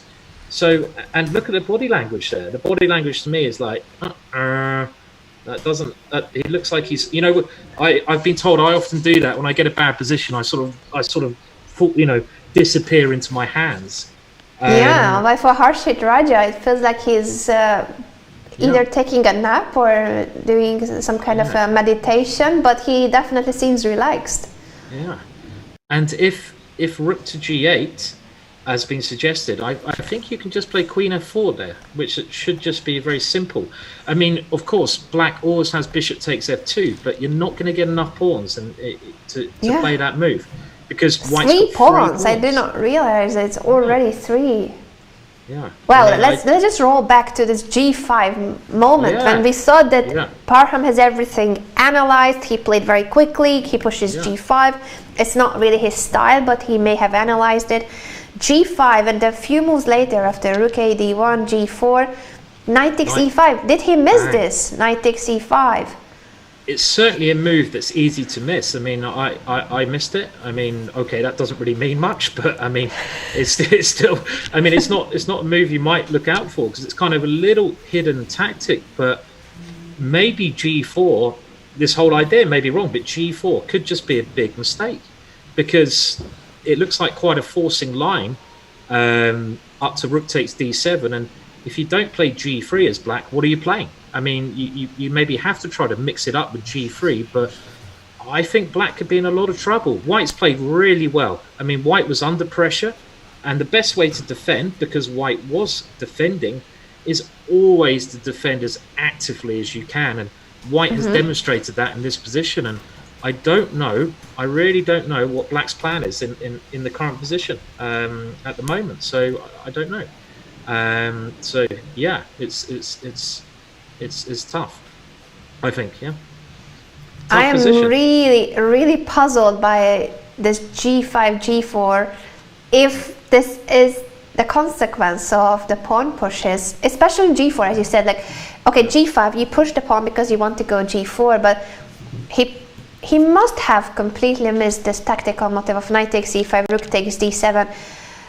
Just taking those two pawns after the sacrifice, rook takes d7, queen takes g4, wins the material back and has taken an extra 2 pawns on the way. Impressive resource by Harshit Raja, must have been missed by Maksudaloo.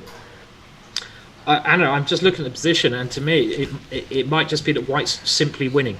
I mean, I can't see any tactical ideas for black. Black's king is very weak. Black can maybe win 1 pawn back, but I don't see what black's idea is. I think this g4 move was the big blunder. Because of this nice little tactic, knight takes e5, which was very, very, very good move, obviously. And I think it's going to be a big upset, Anna. Big upset in round 2. Wow, this is such a fascinating game, and Harshit Raja going for it against the number 2 player of the event, former world junior champion Parham Maksudaloo. We are blaming this g4 move, but even before that, white was brave enough to take the b pawn. That's typical of this Ruy Lopez variation, but he went for it, and then he just made the most logical moves, taking the queen out of the open d file, getting out of all the tactical motives. And black wanted to push perhaps too much with this g5 idea. Yes, definitely, I agree. So yeah, I mean, what an upset that is. I mean, you have to say well played to white, because white kept his nerve. I mean, when someone starts throwing, pawns at you like g5, you can get very afraid. But white obviously saw this tactic, and I think white's going to have a major upset here, without a shadow of doubt. Yeah, we're going to come back to this game, but I believe Vasily Ivanchuk has just finished his game, so let's check the last few moves there. The number 1 player of the tournament, Vasily Ivanchuk, with the white pieces. I'm going to update my board to see what happened after bishop h5, bishop e8. Bishop f7 check was Ivanchuk's move. Bishop takes f7, rook takes g7 check, king h8, and e takes f7. That is possibly the end of the game. Yeah, that's a much better way of doing it. Oh wait, knight c6. There was still one more move played. Knight c6 and f8 queen. Nice little tactic there at the end. Very nice game from Ivanchuk. That was Ivanchuk calculating at his best, and of course in the final position, Ivanchuk is just going to be a rook up after some forced captures there. Definitely. So if rook takes f8, rook takes e7, and the other rook will drop a full rook up, and therefore Ori Kochavi resigned. Ivanchuk now moves on to 1.5 points out of 2. He drew in the first round, that's why he is not on 2 out of 2. But still, it's important to win the first game at every tournament and then keep going. Yeah, definitely. Well, Ivanchuk's back now, isn't he? He's back with that win. He's back. Yeah, he's going to... And I think it's very important for quite an emotional player like Ivanchuk. I mean, it seems to me like most of the top players nowadays, like, Fabiano, all these guys, they have managed to really get rid of their emotions quite a lot when they play. They don't get affected so much. That might be not true, but some players like Ivanchuk, you can see their emotions, and if they get a bad roll, it's very hard to get out of it. So they need to get a good roll, and that psychological factor just improves their game massively. I mean, I think Ivanchuk's a very psychological player. He needs to get a good roll. I fully agree with you there. So Swiss Gambit or non-Swiss Gambit, I don't think Ivanchuk wanted to start his tournament with a draw yesterday. His opponent played the brilliant tactical idea that led to perpetual check. If you guys missed the game of yesterday, on board one, that was Erwan Lever from France, 22-year-old player against Vasily Ivanchuk. Definitely worth checking out. Yes. And I'm sorry, I thought I was about to sneeze. You know when you get that? And you don't. I know it. I'm struggling with allergies so badly today, so don't even mention sneezing, because I'm going to sneeze from the thought of sneezing. I know. It nearly happened, but okay. It could have been a bit of a shock, you know. So. It's allergy times for some of us. So that is one of the first results of the round. Vasily Ivanchuk winning on board 60-something, but we had him on a special board so that we would be able to see him and show his game to you guys. Now back to the top boards. Parham Maksulu in danger of losing. It's not in danger of dropping half a point. It's in danger of losing the game. He took on d7, it seems. That's the last move after h takes g3. Yeah. So obviously white will recapture back on d7 in this position, and now black has a couple of options, like where you know queen takes g3, bishop takes f2 to get your pawn back, but just don't see them working. I mean, you know, after queen takes d7, let's say black tries queen takes g3, which might look like an aggressive move, but in actual fact black's not really threatening anything after queen takes g3, and white has a number of good moves, but just the simple queen takes f7 will be enough to be 3 pawns up with a winning game in that position. Queen f6, and I mean, I suppose Parham's only chance, Anna, is if somehow he can get the queens off and maybe get a drawn opposite coloured bishop ending, but it's 3 pawns, and you know that's a lot of pawns, isn't it? That's too many pawns. That's a lot of pawns. So I don't think Parham can take on g3. But what else can he play? I don't know. I think it's just losing. I think this is just losing for black. So yeah.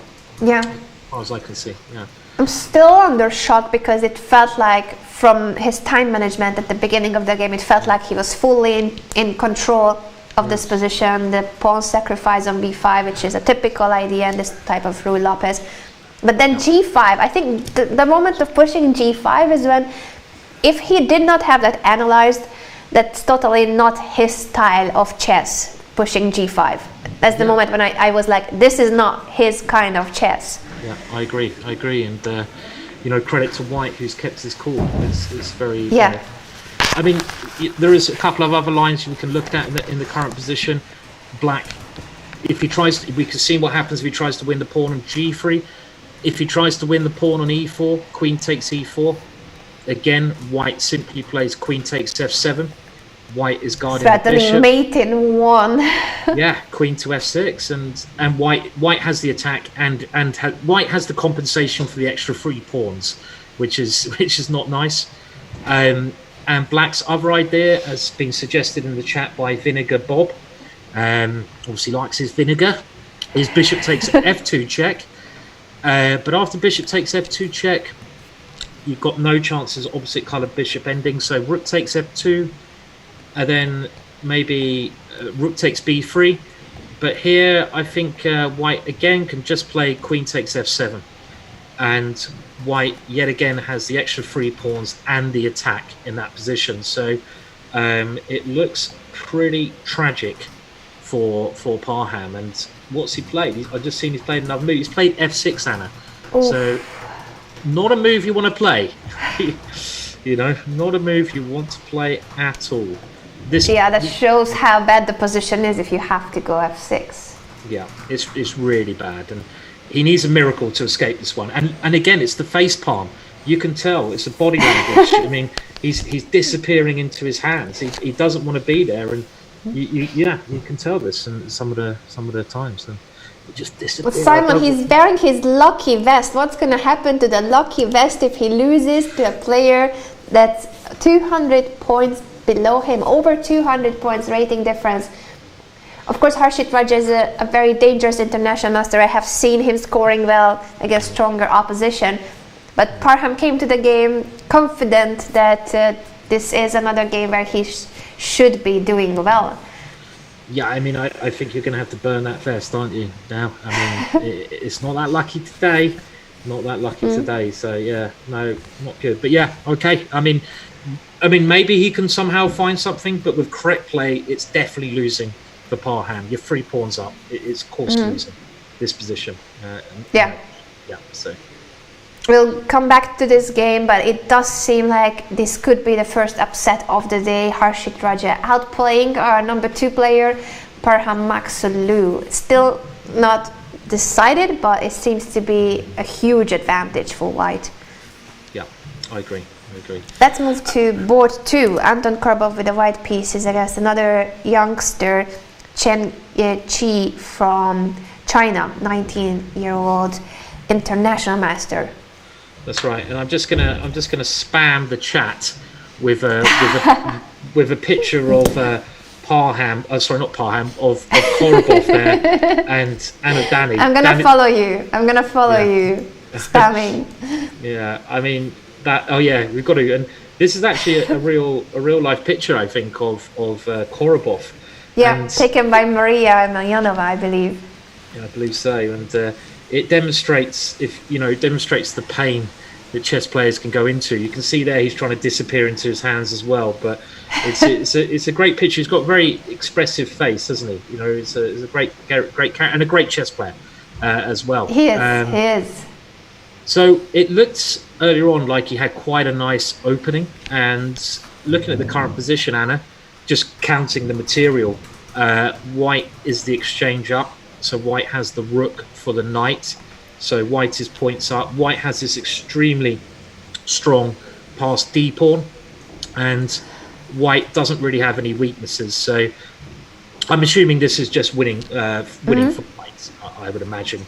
Bishop a2, was bishop a2 played maybe, potentially, instead of queen a2. I think bishop a2 was played. Oh, and I did not see correctly the move. Yeah, bishop a2 makes way more sense. Yeah, and this must be winning. At some point, a rook will come into the e7 square, and it seems to just be winning for white as far as I can see, Anna.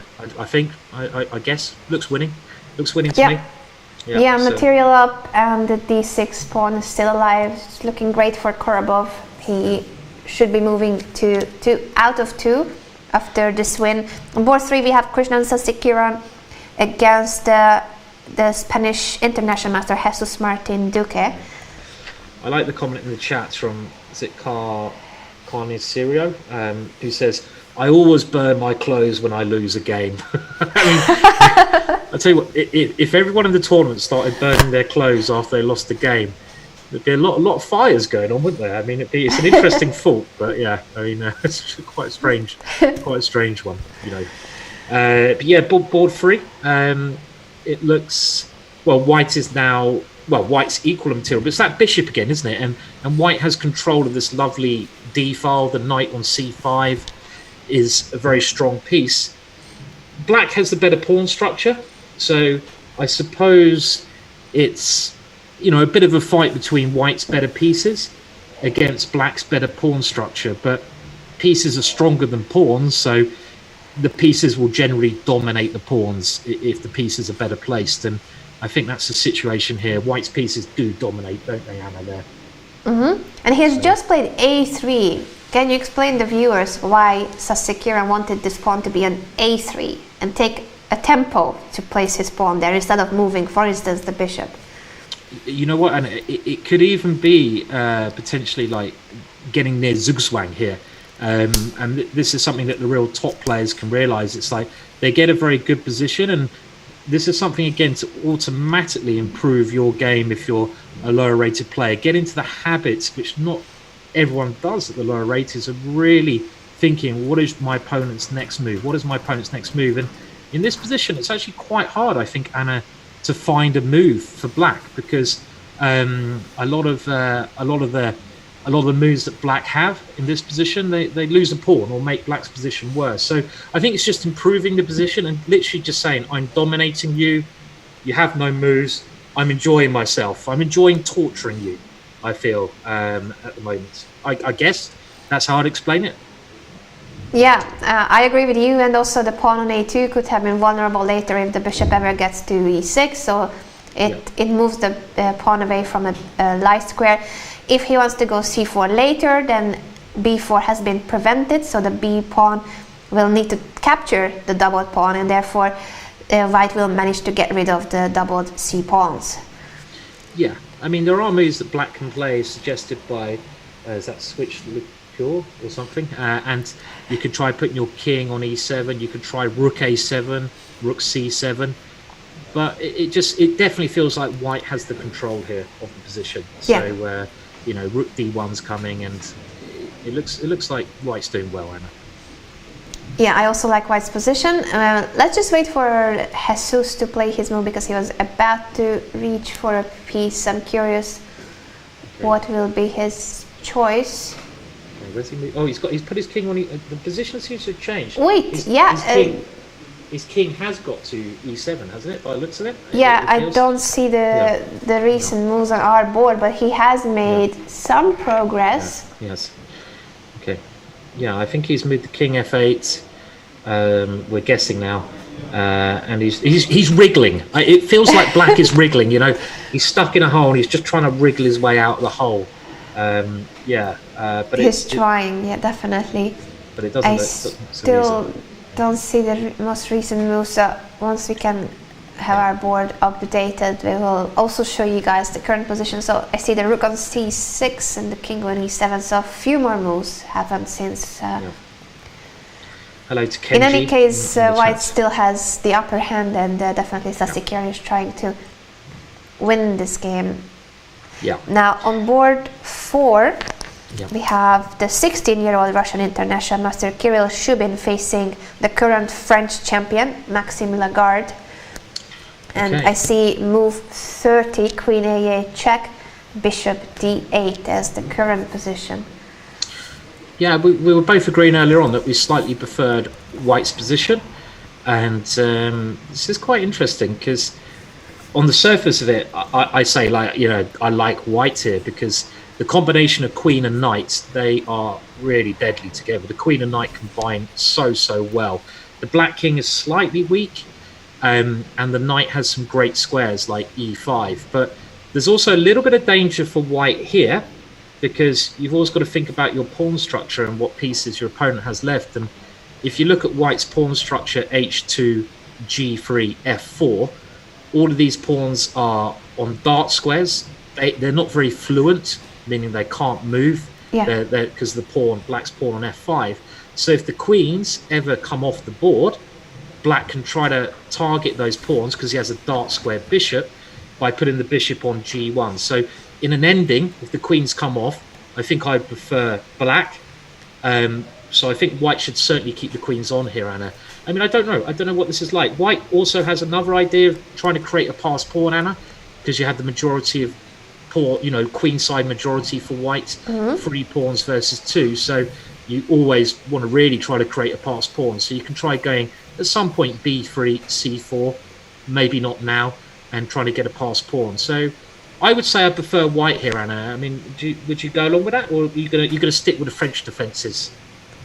Well, not in this case. I also like white's position. I think that, as you mentioned, the combination of the queen and the knight is very powerful. The potential of creating a passed pawn on the queen side, and simply white's pieces are more active. So overall, I think there are a couple of important factors here that make white's position better, and that is a case where it is Maxime Lagarde, who is higher rated, over 200 points of rating difference, but he is in a worse position. So sometimes even the higher rated player will just need to accept the situation that holding a draw is also a success if your position is worse. It certainly is. Yeah, you've got to play the position, as Bobby Fischer said. You can't try to create something out of nothing. Just have a look at the chat. Just have a look at the chat, Anna, very quickly. Thank you to Kenji.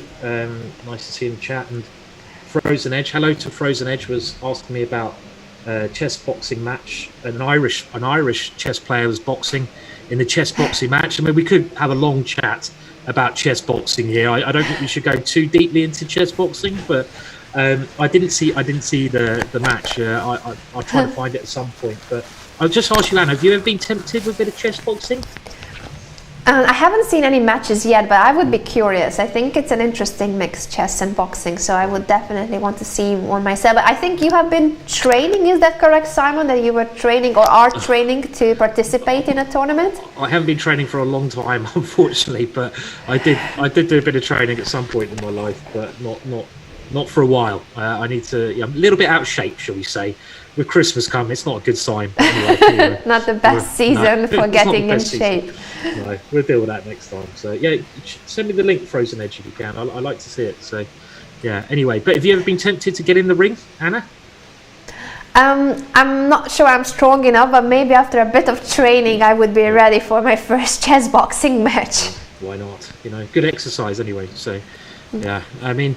Well, I'd like to ask anyone in the chat this, actually, just while, okay, I'm not going to talk about it much longer, but who do you think out of any chess player that we know, like Grandmaster, would make the best chess boxer in the world, maybe?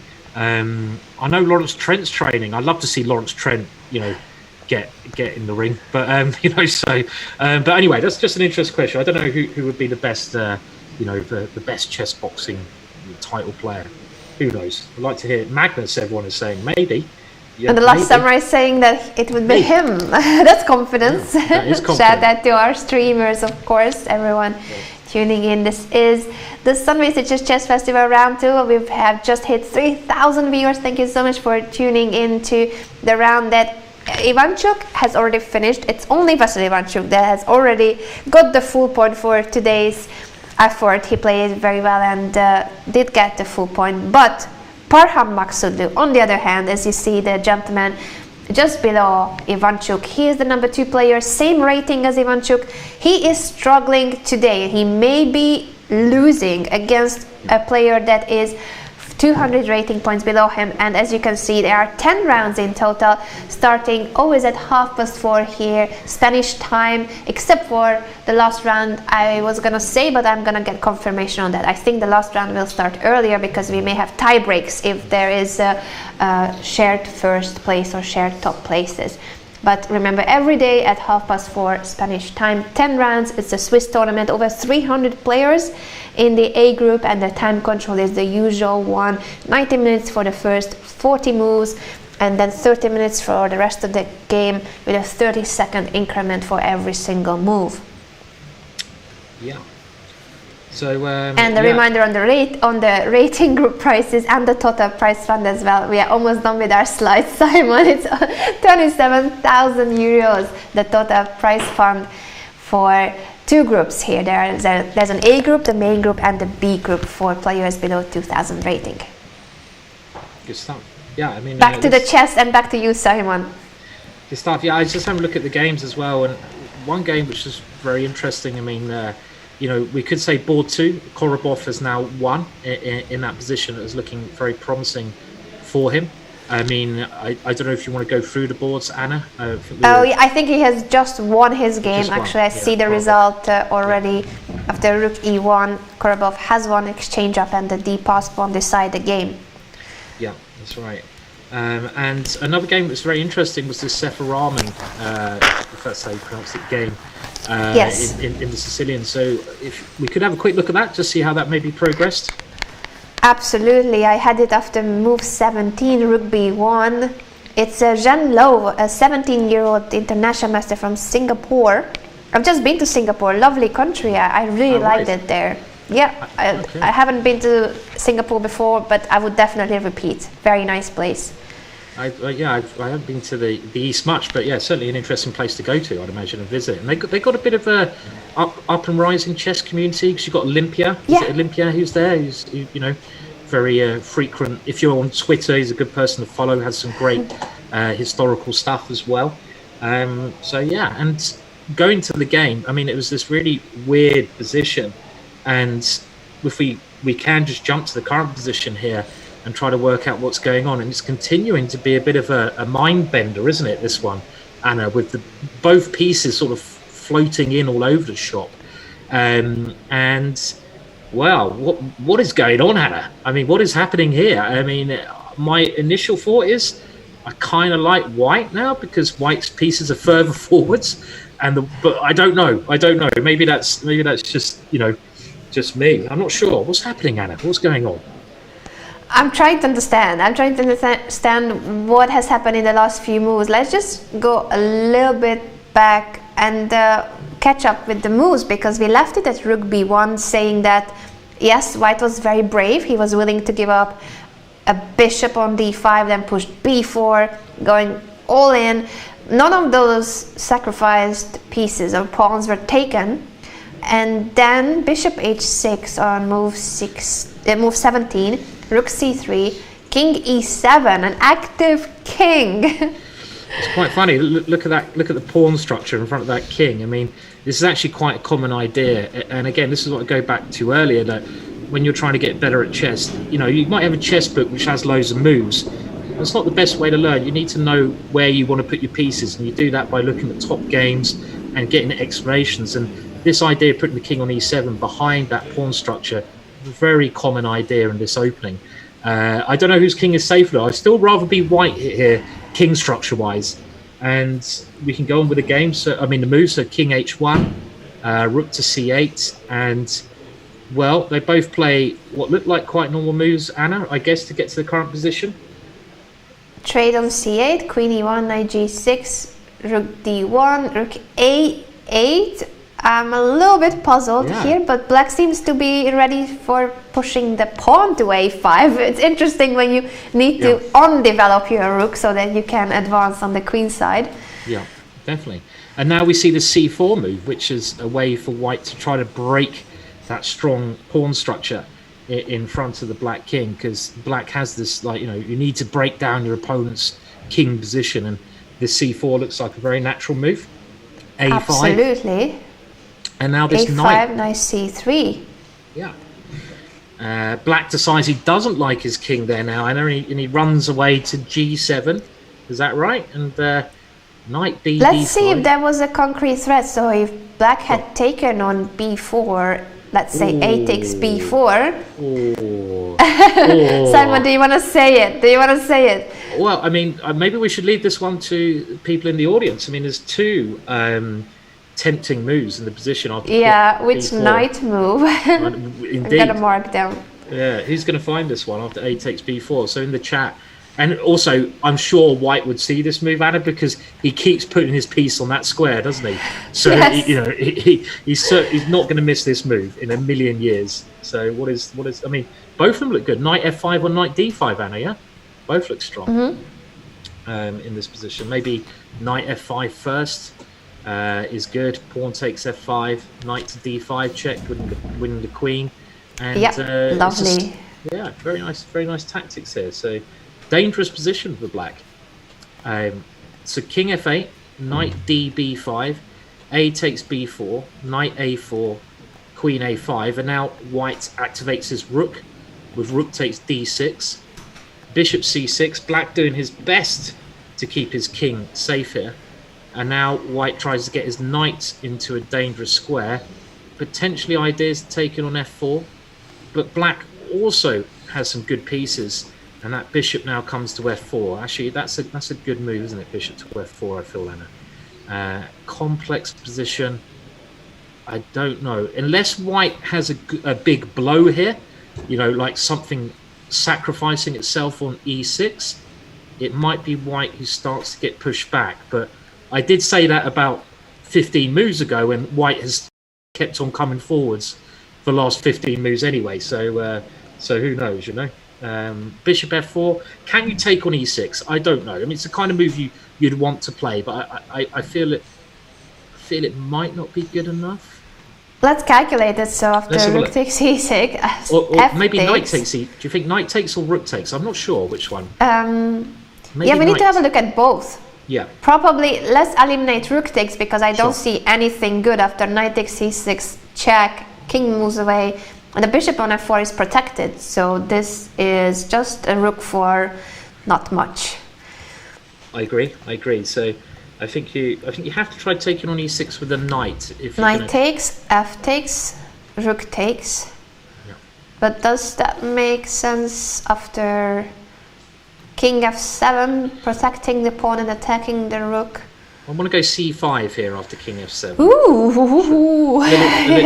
A little cheeky one there, just bringing that guy on b3 to life. I mean, it's a bit dangerous. Makes sense. So the knight on b5 can be taken, but also there's a discovered attack taking the bishop on c6. Yeah, I mean, even that, I'm not sure white has enough, because king g7 and the king seems to be quite safe on g7. So, in the this piece position, up for black. Yeah, piece up for black. So it might not be working quite, because unfortunately white can't get that rook into the game. It's all the squares are covered, or I don't think it can. There's rook b6, but I don't think this is enough for white. No. So if there isn't a sacrifice on e6, it means that after bishop f4, white will need to retreat with the rook from d6. Yeah, that'd be really disappointing, because in these types of positions you start going backwards. I feel like things start to go wrong. So there's no way you can keep going forwards here somehow. I don't think so. I don't think there is. So I think black is probably better, actually. I prefer black. If white has to start retreating with a rook here. Yeah, I agree with you. This has been a very exciting game with lots of sacrificial ideas, but black was always very patient and he didn't want to take any of those sacrificed pieces. No, he's played it well, I feel. Black, played it quite cautiously, but played it well. So, yeah. We're going to come back with this game and the rest of the games of round 2 after a short break. Remember that oh, sorry, I misunderstood our producer. We are not going on a break. Sorry, that was my bad. I misunderstood the instructions here. We are staying live on air because why not? And we're gonna discuss the top boards. I was gonna say that Parham Maksulu is still in trouble. That's the top board. So I want to go back there and see the new moves in Maksulu's game. Yes, I think it does look bad, and we had the position after s6. I mean, this is going to be the upset of the round, without a shadow of a doubt. If, the joint first seed, let's say, he's second seed behind Ivanchuk because of his surname. So me and Anna were discussing, Williams is such a bad surname if you're on the list, but anyway. But this is looking really bad. I mean, can he save it somehow? After f6, Anna, we had we could go through the moves, I guess, very quickly.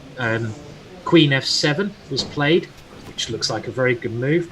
Bishop c5, and I really like the way white plays this, because it seemed from the get-go black was the one playing aggressively. And chess is always better to play if you can play it actively.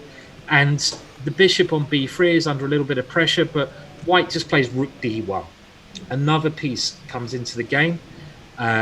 Rook f8 played, and now white could always play a move like queen d5 here, Anna, which a lot of people would do. Your 3 pawns up, let's try to swap some pieces off.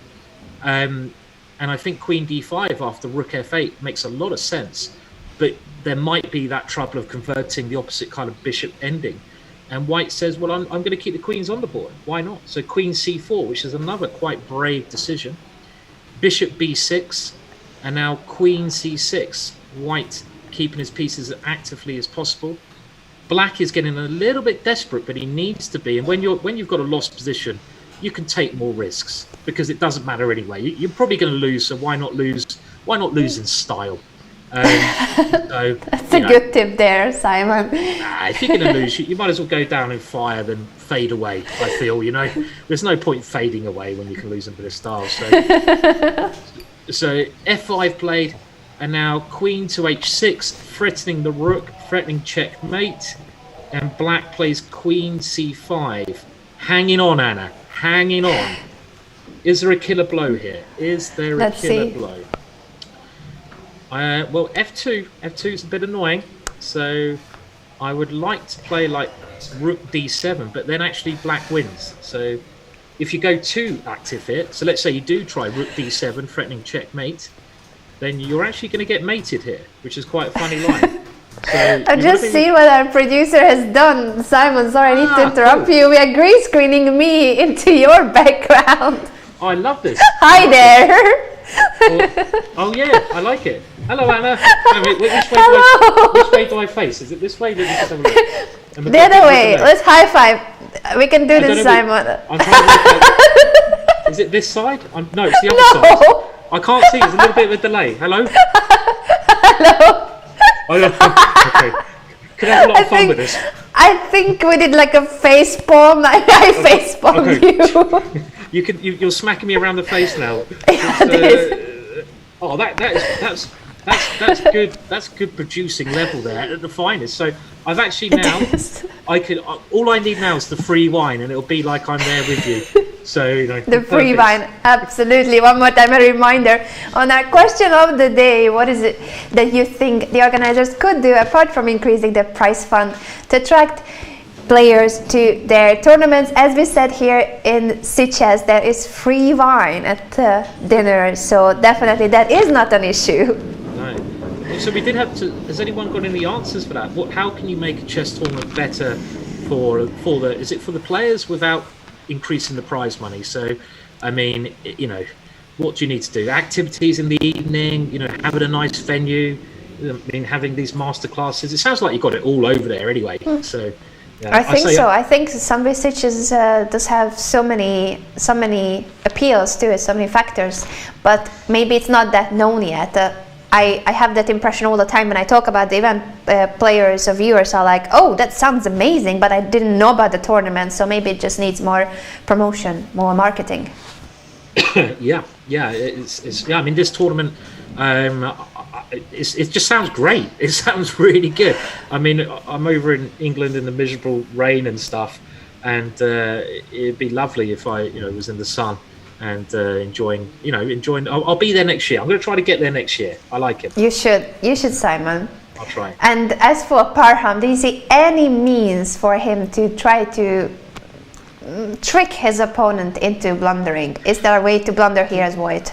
Well, it's actually getting very critical now, Anna, because look at the time. Look at the time. The time. The time factor. Yeah. Only few seconds left for Harshit Raja. Yeah, no winning position, but no time.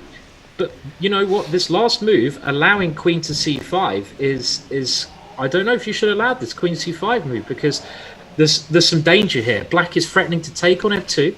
Black is threatening to take on E4. Activating the rook as well. I mean, we could demonstrate this line, and I don't know if you've already demonstrated, but rook to d7, queen takes f2, leading to checkmate. Did he just make a queen move? Just a second. Okay. I'm sorry. My apologies for allergy. Oh, you're suffering a bit, Anna, aren't you? Allergic reactions. Yeah, I'm okay. I'm trying to hold back sneezing. Okay, you're okay. So I don't know what moves do we have. I'm trying to figure out what he played after Queen C5. Thank you. Bit late. Queen C5. You see it only with a delay. It's all right. It's all right, Simon. I was only about a minute late. What was the move of white? I can't quite see it. Because he's got to make. I think it's 10 moves in a minute. So white can still mess this one up. I mean, it's certainly critical. And you can see, I think Parham's looking a little bit happier now than he was before, because he's managed to create some threats. This is the top board game today. It looked like white was cruising, but now black has generated some threats. I mean, does he have to play rook d2 here? But you don't want to start going passive. If you start playing passively, you get in loads of trouble. So what about king h2? Maybe king h2 is the move that should be played here. That's a good move. King h2. I like king h2 here, because I wish I could see the moves, because they played already 2 moves since. Yeah. Let's try king h2. Maybe this camera angle. Sure. Trying to see the board better. Yeah. They still don't see the new moves. Look how small the guy at the white side is. He can barely see above the chair. You can just see his head if you look at the back of the chair. 18-year-old Harshit Raja about to score a massive victory here against our number 2 player, Parham Maksudlu. I think he has to find the move king h2 in the position, at the current analysis position, because the point is king h2, I want to play my rook into d7. but I get checkmated if I play that straight away. But if I go king h2 first, it's a major threat, and I don't know if black can defend it. So they are playing quickly, body language. We could have a result here any second now, couldn't we, Anna? By the looks of it. I wish that our board would catch up. I'm gonna just try to bring up the current position a moment. I'm gonna update as much as I can, but I only see queen c5, and we'll need to figure out what happened after that move. Yeah, I mean, we can see from their body language. I mean, you can guess what's going on from the body language, and that is a look around of like, oh dear, I'm lost, I'm going to resign. I always find this myself, like when you're, you know, in a position where you're the favourite, which black is here, and you end up losing to someone a couple hundred points lower, and you get all the vultures come and want to watch your. They smell the blood and they want to see you lose. I mean, you know, it can be pretty cruel life. They want to see your agony. They're happy to see your blood, and you can see there's a couple of vultures there. I mean, you know, just waiting for the top seed to lose so they can, you know, just watch him lose, basically. Feed off his negative energy. Vampires. Maybe I'm going a bit far. I don't know. So. Yeah. No, absolutely. I think it happens at every single tournament, and we all like a good story about an underdog performing brilliantly. And yesterday we did see surprising results, but in the form of lower rated opponents achieving draws, including the opponent of Vasily Ivanchuk, who found a brilliant way to create a perpetual check after sacrificing a piece and a rook. But today, this could be the first real upset where a lower rated player is actually beating one of the favorites of the event. I think so. Yeah, we're waiting for the update on moves, but you can just see, I mean, I think white must have made the time control now. That was the one danger that white had. White losing on time, blundering on time, but he's kept his cool really well from the body language, and you can see that I think this is going to be over very shortly at the moment. Do you play it out a little bit if you're losing? You might as well, I guess, but this is going to be a big upset, Anna. I think white's played a fantastic game. And just one bad mistake from black, this g4 move, it seems lost the game. So yeah. G4 was indeed a blunder. The whole idea with g5, g4 seemed dubious, but definitely g4 was the moment when it all slipped out of Parham's hands. It wasn't an easy position, but he had some compensation for the pawn. That's usual in this variation of the Spanish. Oh, you can see the disappointment on his face. I think this is the moment when, as you said, since the time control has been reached, not even the time factor is something that could have helped Parham's case, where he is material down, trying to make a draw. Yeah, the vultures are there. They're gathering now. You can see the group behind is just moving into one pack now. They were a little bit spread out before, but now they're like, because they know they're waiting for. Oh no, they've split up a little bit. I'm just waiting for them. They might move into that mass again soon. I mean, if we look at the position we do have, Anna, I think if we just put this king h2 on the move on the board, Anna, there's quite a nice little thing I just want to show, if that's okay. Let's show king h2 in case that was the move. We are waiting on confirmation on what happened in the game actually. Yeah, and after king h2, there's a really big threat there. Two big moves, and one of them is rook to d7, and the other one is rook to d8, is an even stronger threat. I feel.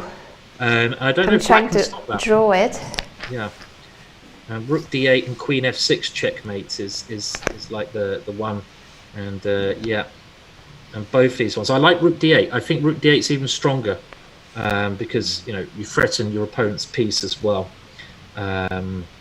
So it's looking bad, and yeah, he's slipping away. He's slipping away. Unfortunately, I'm not receiving the moves after queen c5, so we are trying to get an update on the most recent moves after move 30. Yeah. Yes. But it looks bad. I mean, we can demonstrate the line king h2, pawn takes e4, for example. I mean, I don't know what black plays, because you can't take on f2 because the queen takes f8. So king h2, Pawn takes e4, and now this rook d8 move. I think I'd play, which might just be good. A suggestion from Holic85 there of rook d4. Rook d4 might be okay, but I want to keep that rook for d7 or d8 where it's more active. So the reason I moved my king to h2 is just to step out of the way of any problems on f2. So we'll have to wait and see. But yeah, okay. So I'm trying to open the game again, but now it somehow lost all the moves I had from earlier. I think I'll need help. Sure. Well, maybe should we go and have a look at another game, because we can leave them on the camera. Yeah. Let's check board 3 in the meantime, but Marcelo is shaking his head, so this could be close to resignation, and we're gonna show you guys the latest moves as soon as we can. Yeah. Sassi Kiran on board 3 against Jesus Martin Duque. There's no update there, I'm afraid, either, Anna. So maybe we'll go to board 4. I think makes see how that ending is progressing. But we can leave the video on, hopefully. Yeah, we're gonna leave the camera on board 1 that is close to finish. Yeah. See, even the board wants to give up the position. It said, "I've had enough of this position." I think there's more people turning up now. Look at them again. Yeah, definitely. They can just sense it. I think there's something in chess. You can sense the body language. Look, that the top player is going to lose. Oh, come, let's go in. Let's go and have a look. Yeah. Okay, but yeah, okay. So we can go to board 4. This is the game potentially if where Maxime is black. If you want to have a look at this one, Anna. Yes, Kirill Shubin from Russia, 16-year-old international master with the white pieces here against the current French champion. I don't know how old Maxime is, but he's not. He's very young as well, isn't he, Maxime? Yeah, he's 25. Still very young. Okay. Well, maybe that's old nowadays in the chess world. I don't know. If you're not like I don't know. If you're not super GM by the age of, well, he is super GM, but I mean, he's ancient, really. Ancient. Ancient. 25. He's an old man. Old man. He should retire. He should. Says Anna, who is here. Well, I'm very old. You're not as old as me, Anna. It's okay. You have hope yet. So, So I mean, looking at the position of this game, this could be another upset just on rating. The young Russian player has the queen and knight.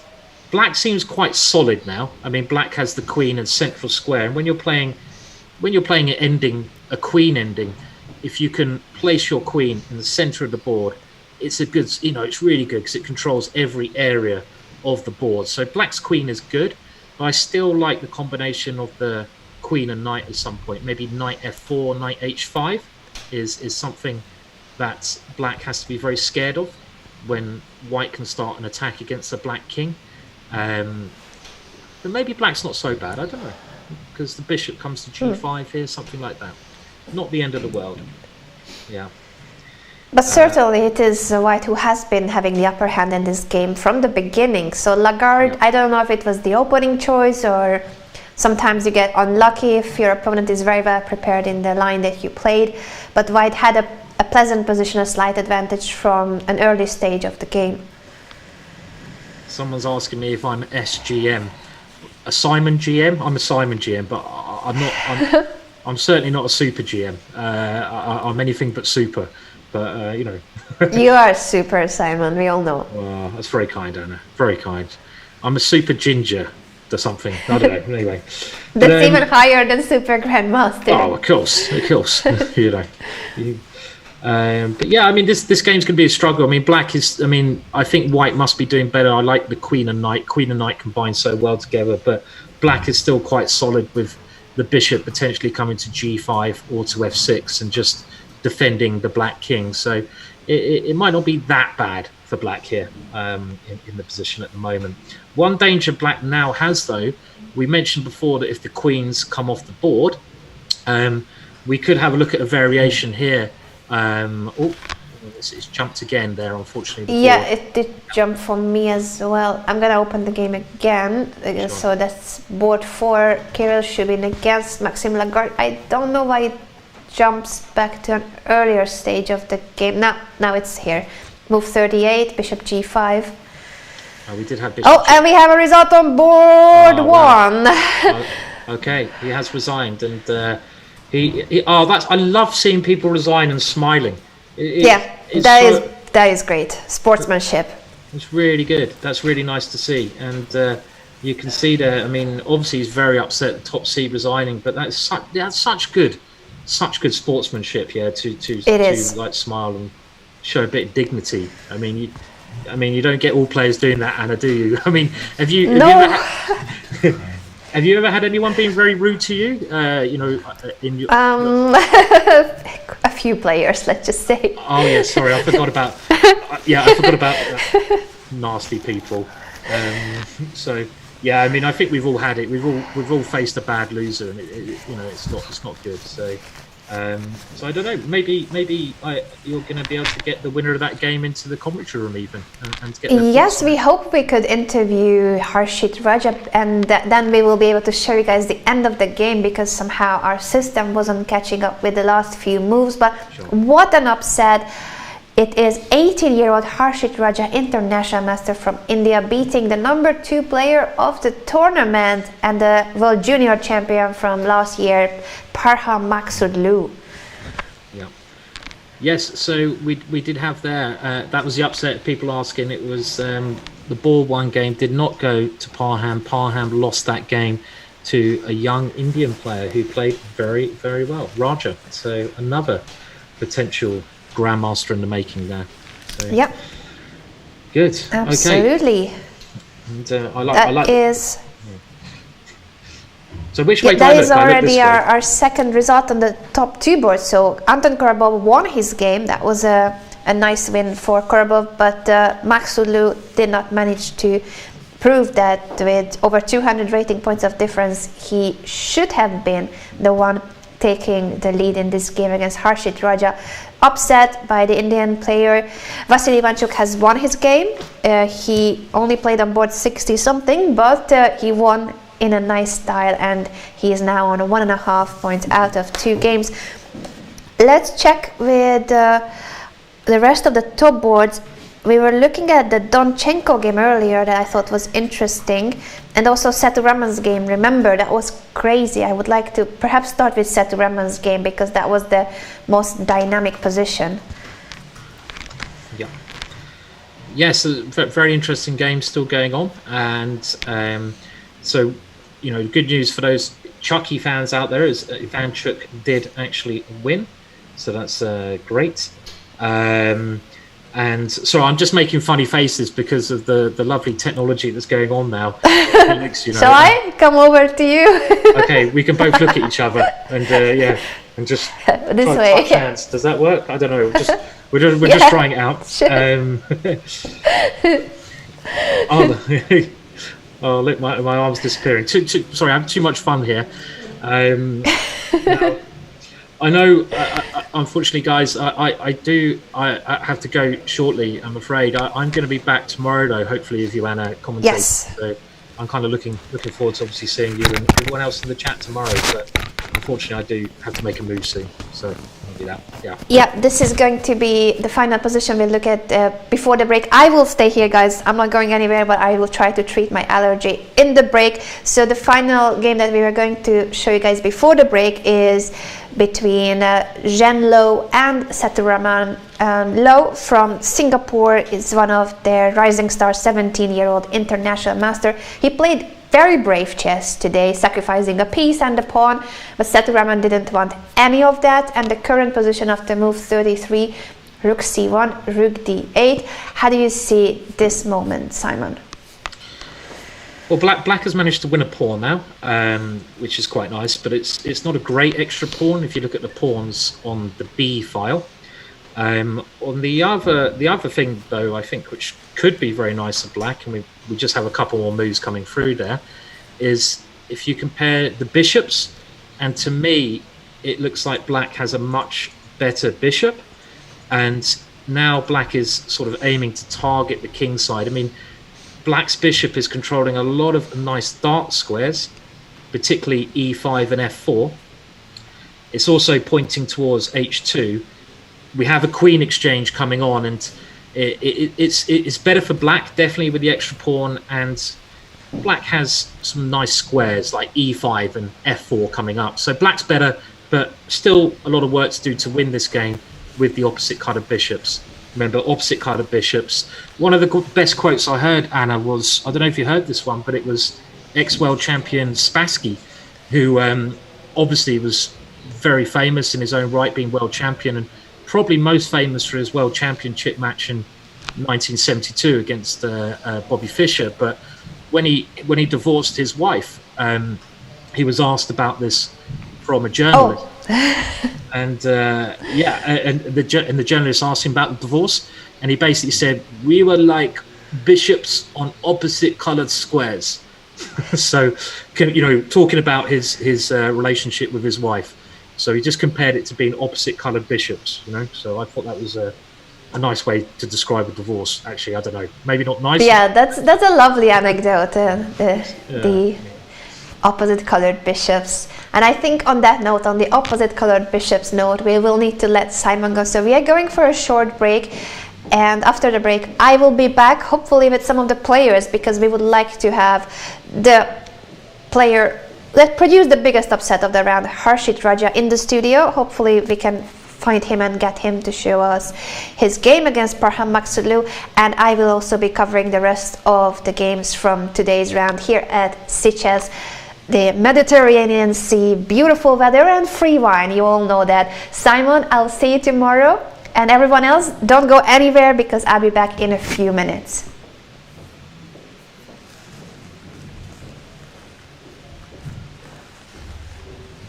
I think we'll be back after a break. Yes, we are going on a break. Bye everyone, see you very soon.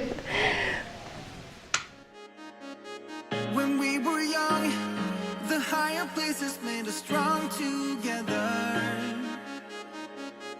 Every day, we told each other to be friends forever. Mistakes and troubles didn't bring us down. Friends and lovers just fooling around. We got the passion, we got the love. The night is young.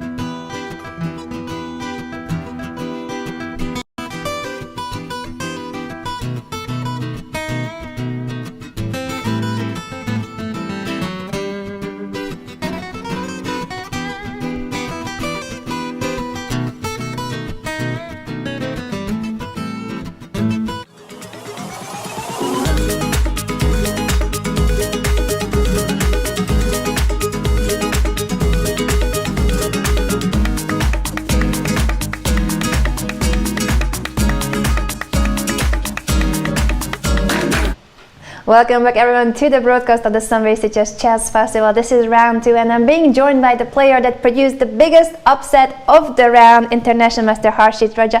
Thank you so much for joining me. That was a very fascinating game with lots of question marks in my head, especially when Parham started pushing his g-pawn. But we're gonna show you guys the entire game, and I think I need to hand over the mouse and let you take us through the game, Harshit. Yeah, so I mean, when I got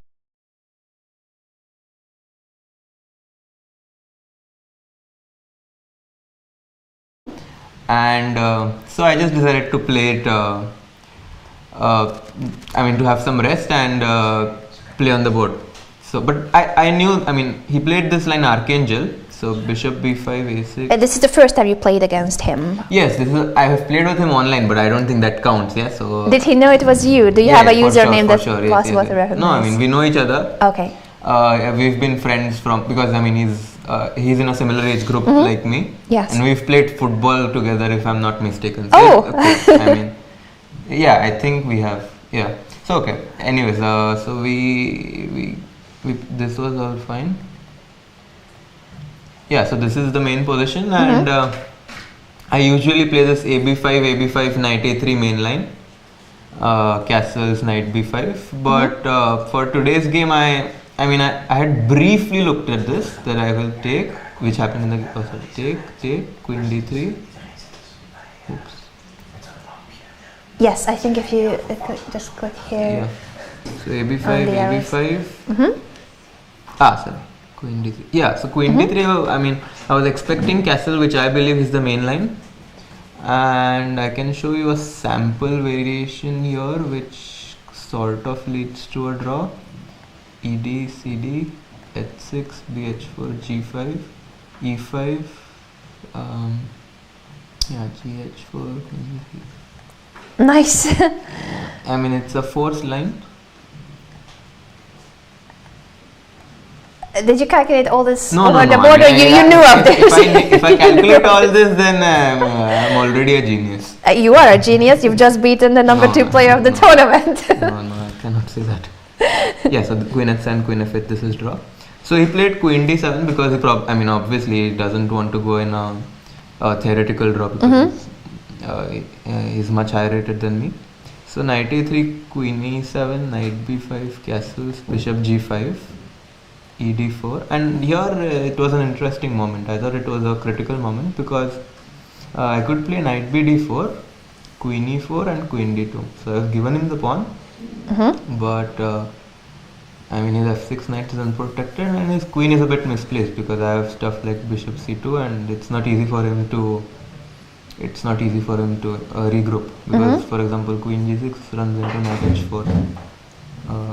That's not good news. So yeah, this was possible as well, but I decided to take and knight d4, knight e5, knight e5, d. And I think I should have actually gone in that variation because after we analyzed together with Param, knight f3 and rook d8, and the point is, okay, now his threat is to play bishop g4, queen e2, bishop f3. Takes and his rook will come to d2, and even though I'm a pawn up, his rook on d2 is very strong, my pawns are misplaced, and I mean it's quite possible that black will just be better. So you stepped out of the d5 with the queen. I played queen e2, and g5. I wouldn't say this is ambitious, maybe it's actually a objectively good move because although he's a pawn down, he has 2 bishops and he wants to take advantage of my knight and he's trying to push g4 h5. I played rook a d1 and I was thinking between rook f d1 and rook a d1, but I thought my f2 pawn will always be a bit unprotected, so I played rook a d1, and to my surprise he thought for I cannot see it here, but maybe 4-5 minutes if I'm not mistaken, and he played g4.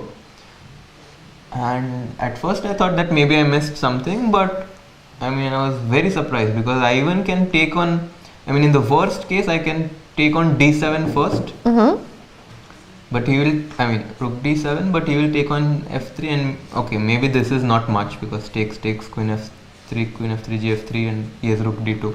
So maybe that is a draw. But I mean, in this move order, if I start with this, then he doesn't have the gf3 trick. And yeah, and when you analyzed after the game, did he just say that he blundered knight takes c5? Yeah, he blundered, and yeah, I mean, after this, it's like I'm not even 2 but like 3 pawns up for like absolutely nothing. And yeah, there were a bit, I mean, I wouldn't even say there were any difficulties because I just have everything. His king is weak, my king is safe. Yeah. It felt very strange that first of all I was surprised by his g5 push, and as you said, that wasn't the mistake. G4 is the blunder, but it's strange that he didn't notice after rook ad1 that he cannot just keep going. Yeah, maybe he just had a blind spot. I mean, yeah, it can happen. Maybe he had h5 in his mind and g4 next, but he just played g4 right away. We never know. But he said he blundered, which was okay.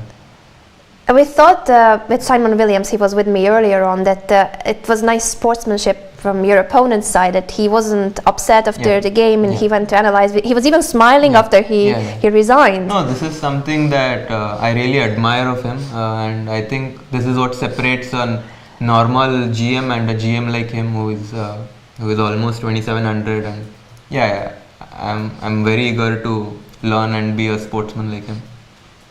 That's really inspiring. And the game itself, I think kudos to you for taking on one of the strongest players of the field and you beat him. So now you move on to 2 out of 2.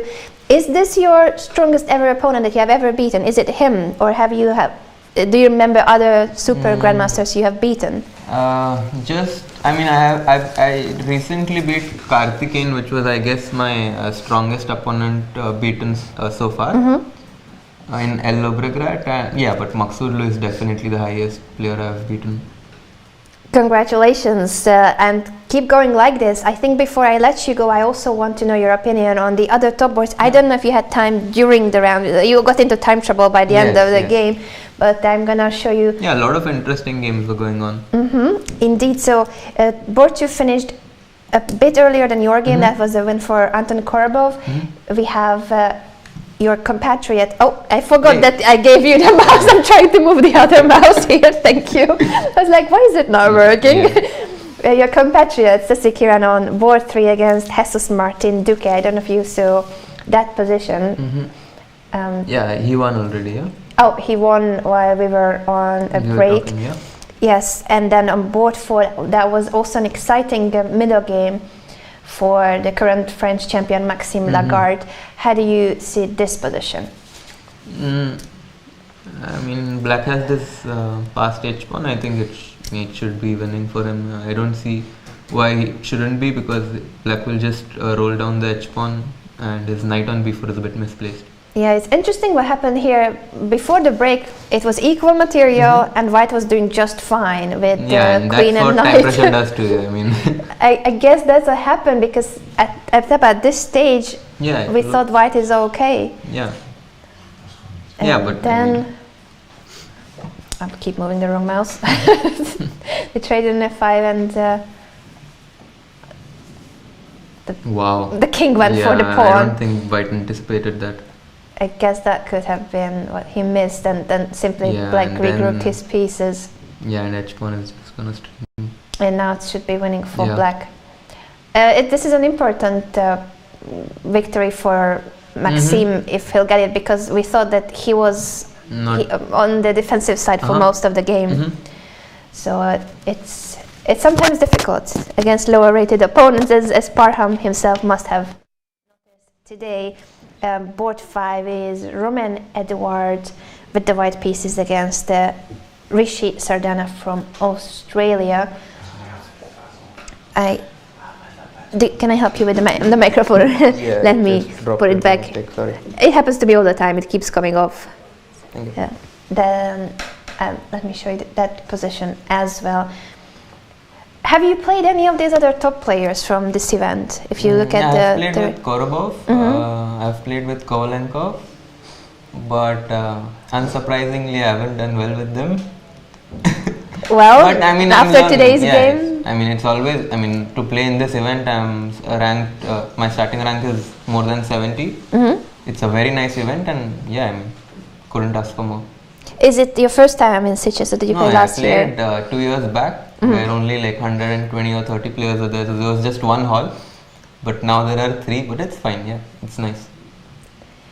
Oh, Roman finished his game, and it is a draw. I'll just show the last moves. It was Queen F3, Bishop C5, King H3, but opposite colored bishops and equal material. So he offered a draw, unsurprisingly, in this position.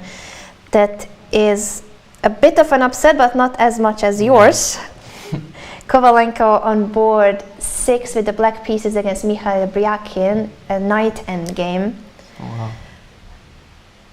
Trying to count the pawns. It's an extra pawn for black. These positions are very tricky. What's going on here? How do you evaluate this endgame? Take us through your thought process. Yeah, so I mean, white has his pawn, white has his a pawn quite advanced, so that is definitely good for him. But black has the knight very well placed on e5, which protects the important d7 square. And it's very hard to evaluate and give a. I mean, just say who's better. But I mean, if I were to guess, maybe black is doing fine and he's better, because black will protect the a pawn with his king and just try to push the h pawn. But again, it's very hard to just contemplate everything. Yeah, it's gonna probably depend on a tempo. These things can be very, very tricky. But your intuition is that black should be fine. Because he'll play king b7. The d pawn is sort of defended, and he'll try to push. And even though white also has a d pass pawn, those two pass pawns are pretty close. It would have been much better if it were on b5. Connected pass pawns, indeed. Exactly. The next board is Alexander Donchenko against one of the top female players of the event, Nomin Davademberel from Mongolia. Wow. I think I did not see the last couple of moves, so I'm just going to go through a sequence of moves. The trade on c1, queen b4, rook a7. The rook has wandered all the way to a7 and then traded on a8. So now the knight is looking funky, but there's still a way back from there. Queen c3. Wow, that's a nice. So both knights are hanging at the moment. Who wouldn't want to trade an a8 knight? It's like the worst possible knight. And get your queen on f6, which is a bonus as well. Yeah. So if black does not want to allow that, what is it that she'll need to do? No, you have to take on a. She could take on c3, but takes. Knight will come to c7. Then. Oh, I just noticed that black is 2 pawns down. No, 1 pawn. Sorry. 1 pawn. I guess she was hoping for compensation, but now after queen c3, it looks very forcing. I think white will be converting this. So that is our board 7. Board 8, another compatriot of yours is playing, Saturaman. Wow. Also seems to be winning, yes. Somehow the pawns disappeared in the middle game and time trouble situations on many of these boards. So it's winning for your black compatriot. And board 9 is Tabatabai with the white pieces. I think I haven't opened that game recently. There's just so many grandmasters to watch out for. A king and pawn endgame. I wouldn't be surprised if this is winning for white, but it's gonna come down to the wire. Tell us why was your first thought that this could be winning for white, the factors? Because I see the trick c4, d4, d5, cd5, breakthrough. b5. Just give everything you have for the a pawn. But it's gonna depend if black's so I'm gonna show it on the board with any move. I want to present Harshit's idea. So you sacrifice 3 pawns to create an a pass pawn that cannot be controlled. Exactly. Very nice. So I guess Tabatabai went into this endgame hoping for this trick to work, and maybe it does work. Maybe it does. What is it that black could do? At g5, king f7 seems to be the only natural move. And if white waits now, then maybe black is already in time with king e6. But maybe he should go c4 directly. The point is that king e6, I guess white still has b5 with him. So Yeah, beautiful. Yeah. The same thing. This The pawn same cannot be trick, yeah. stopped. I'm trying to draw a square Yeah. for the pawn Yeah, here. exactly, and the king is not close. Very nice, this breakthrough on the Yeah, queen side. I if- wonder. If he went into this, Yes, when was the last moment they? Wow. Coming from a rook endgame, rook e8. Black decided to go for it, but then how forced this was when they fixed the pawns on the queen side, or he did not see that a4, a5 yeah, is coming and it's not c4. easy. It's not easy. I mean, maybe Black thought that he just white has nothing, but the c4 trick is very annoying. Do you see a way for Black to prevent this? Is this is it all I mean, I'm forced? You thinking think? if Black could keep his king on e6, which seems to be a better square.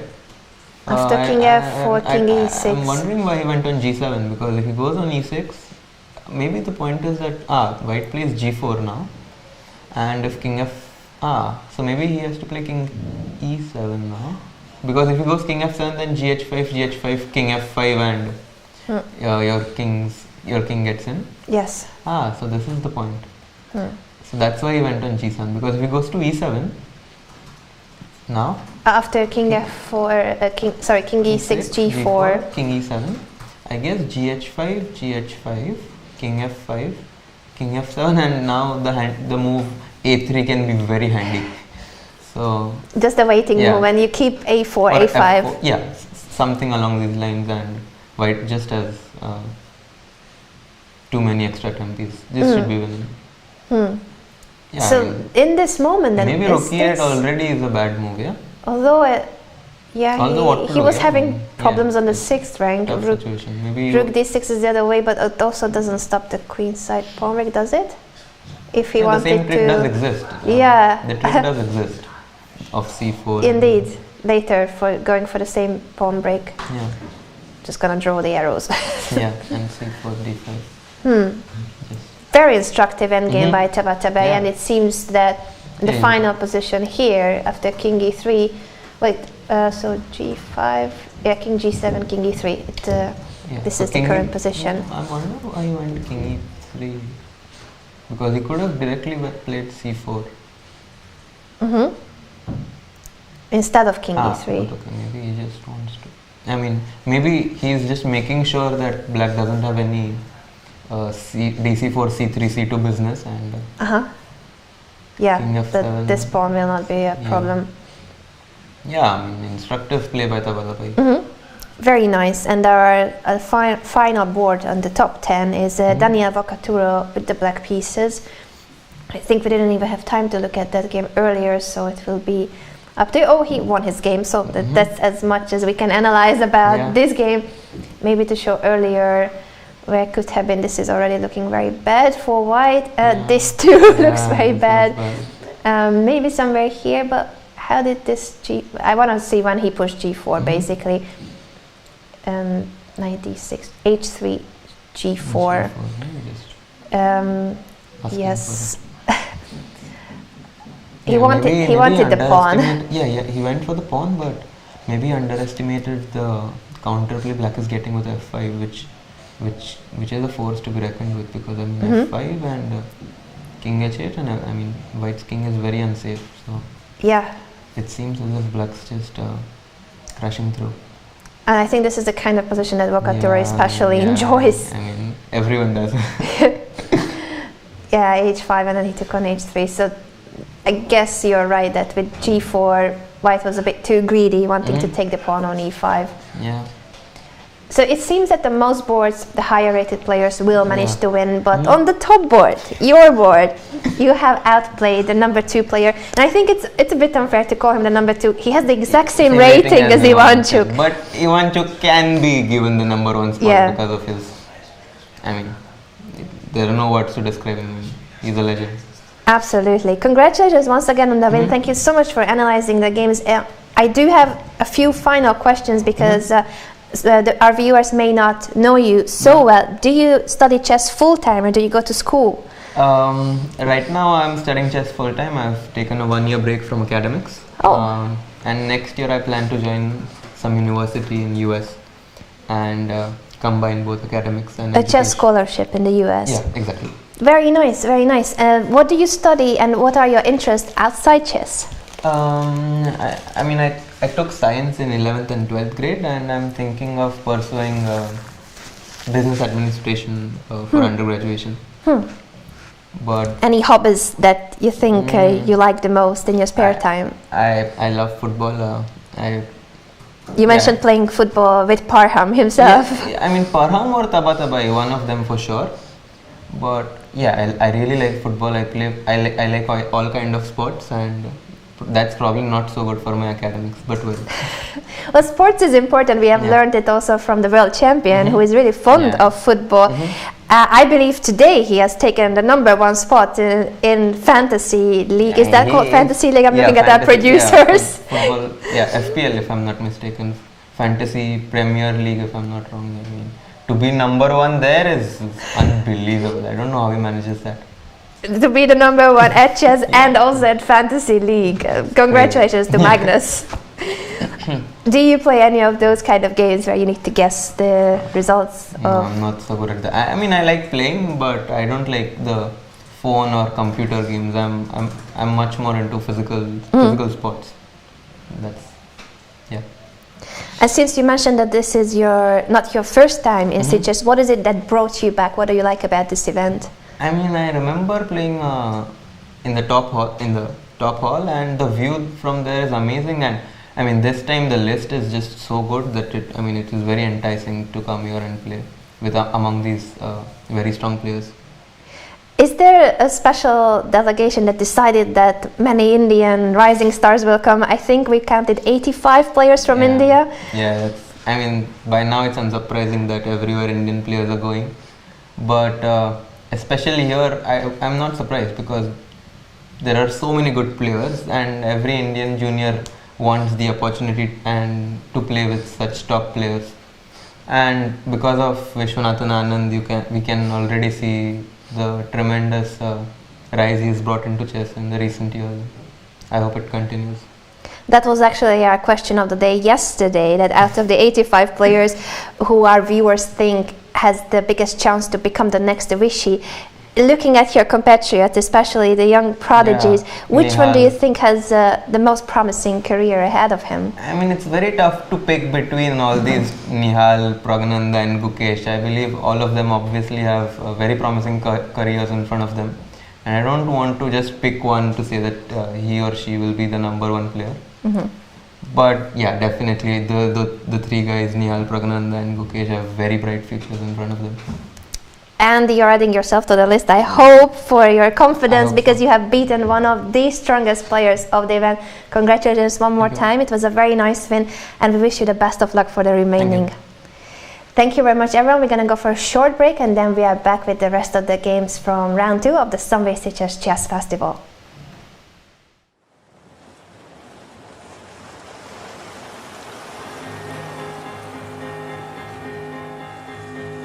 See the light of a new day dawning. Feel the love from a beating heart. Don't you know that we'll never say never if we ever get the chance? And it's good to be alive. It's good to be alive. This feeling's running high.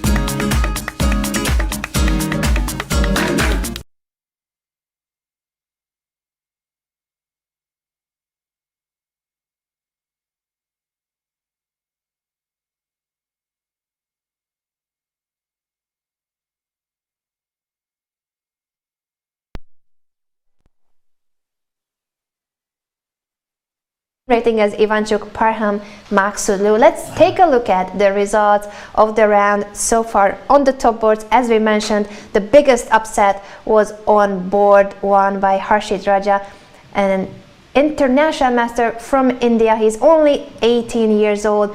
Anton Karbov won his game on board 2, and so did Krishnan Sasikirian. Maxime Lagarde had a difficult position, but then managed to turn the tables against 16-year-old Kirill Shubin. And another surprise result of the round is the draw of Roman Eduard against Australian international master Rishi Sardana. Daniel Vakatura won his game, but there are a couple of other draws on lower boards. Nihal Sarin couldn't win today against Loyal Travadon, and Jaime Santos too was held to a draw by one of the strongest female players of the event, Sophie Milliet. Abhimanyu Puranik drew his game as well. A reminder that we do have a question of the day every day, and today it was all about how can organizers attract more players to their events. Free wine was the answer of Ginger GM, but we do have some of your responses from Twitter. Let's take a look at some of the top answers from social media. Sagda Sartantas, if I managed to read that out, said enticing venue and locale.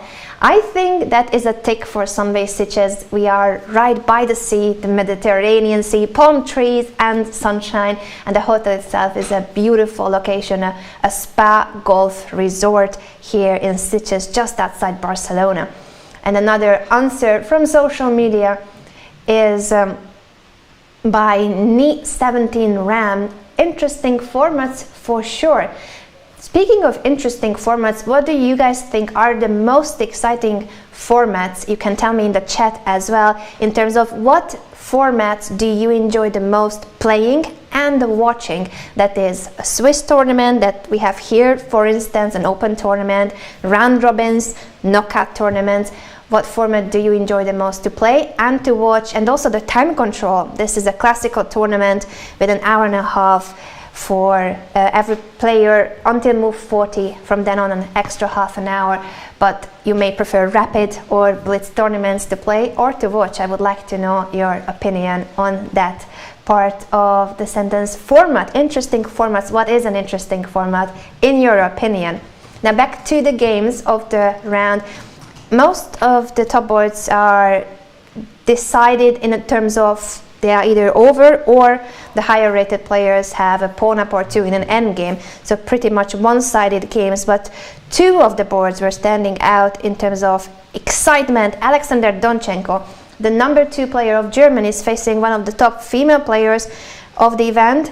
The Mongolian international master, who was the first to become world youth and Asian youth champion, that's Nomin Erdene Davadem Berel. I'm going to take a look at their game now and the current position as soon as I can bring up that board. So this was the last moment we took a look at this with Queen C3, a beautiful idea earlier.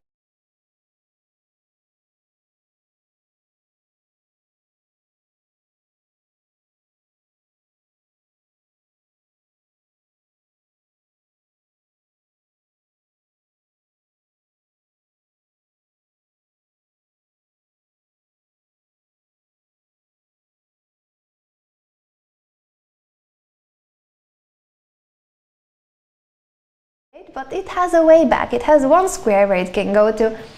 Bishop A4 because of the threat. Obviously, black cannot allow the capture on C6 because the B pawn would almost be a queen. B7, one square away from promotion. Bishop A4 therefore was played. H4, Harry going up the board. King E7, King F2, King D6. It's good to activate your kings in the endgames. Remember that the king is a very important piece in the final stage of the game. And G4, white is aiming to create a passed pawn in the future. It's not possible at the moment, but it's always good to threaten with a possible pawn push. H5, and the knight will find its way back to C7. This is looking good for Donchenko. He hasn't moved the knight yet because I believe the potential threat of King C5 targeting the B6 pawn must be annoying him a little bit. So the knight, as funny as it seems, it's still on A8, but it's doing a good job protecting the B6 pawns. This is the current position. Let me know what you guys think about it. I'm gonna catch up with the chat because I'm all by myself. I need to talk to someone. I need to talk to all of you. Let me see if I got a response from over 3,000 of you in the chat. Stay tuning into the Sunway Sitges Chess Festival. Thank you so much for being here today as well. Absolutely. Hello, beautiful people. Japanese tutor. That was a nice greeting. I say that myself often, and lovely people too. Of course, I'm talking to the Twitch chat, Kabbalah. Why would I not? We always monitor the Twitch chat during broadcast, but sometimes it's difficult to handle so many things at the same time, especially at the beginning of the round when there are how many games? I don't even know, but we have 47 boards on DGT boards. That is 47 games that we could follow. A lot of action. Now, since the round is finishing, there's more time to chill, sit back, and get that free wine, which is not available here in the studio, but we're gonna have some for dinner, I think. I'm looking at the producers. Yeah, I think there is free wine at dinner. The other game that stood out from the top 10 boards was Tabate's king and pawn endgame, and this breakthrough. This is a beautiful idea of the king e3 to push c4, so first pawn sacrifice, after d takes c4, d5, second pawn sacrifice, and when this pawn is taken, b5, this is the third. Do you show 3 like this or this? I think it depends on the country. b5, the third pawn is being sacrificed just to create an a post pawn, so 3 pawns down, but white is winning because the a pawn will promote. Now, let me see if this is the current position. Yes, d5 has just been pushed. I don't think there's a defense here. I can't find one, because even if black does not take the pawn, white will capture on c6 and then push b5. This is game over. Even though black has 2 post pawns himself, the white king is doing a good job controlling these 2 pawns. So white's post pawns are running way faster.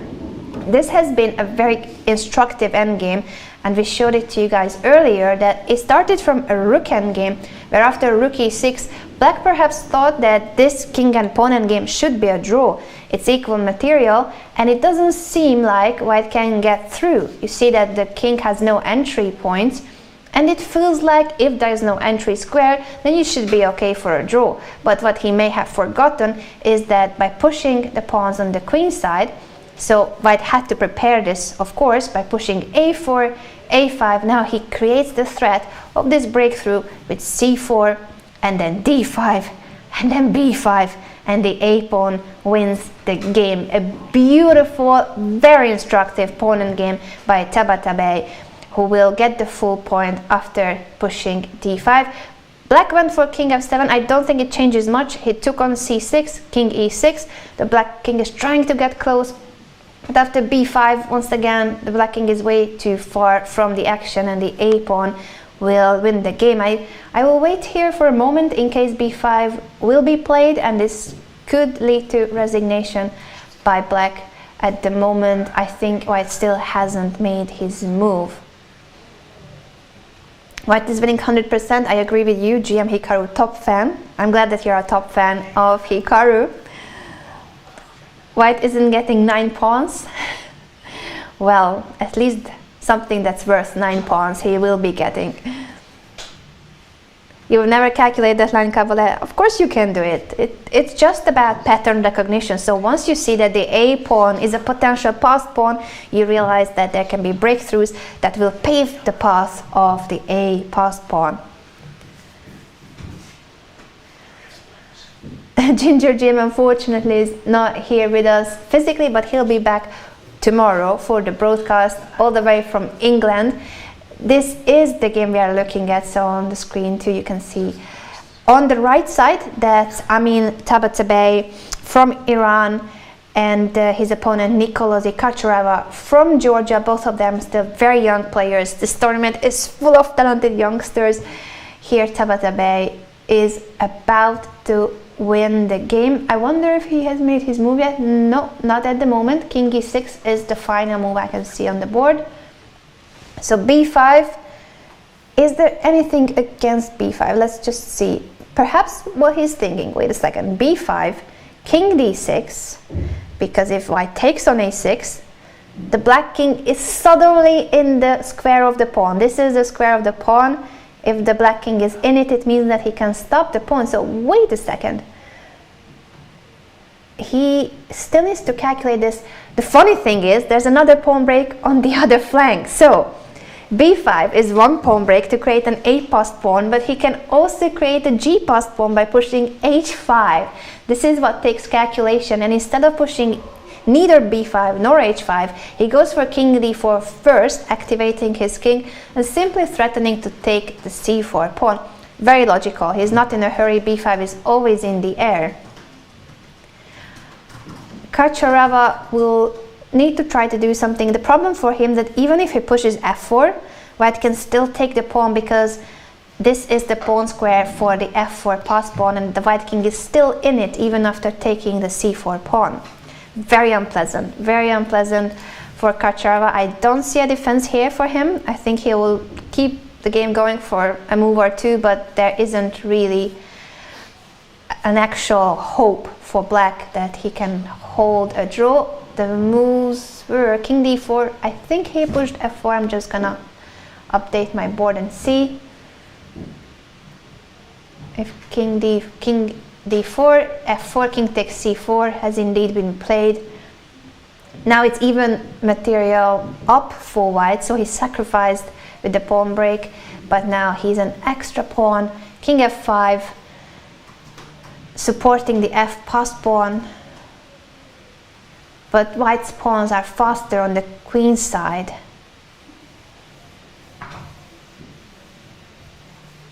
Let's see if the pawn push happens, b5, or he comes back with the king. That is the other option I was going to mention.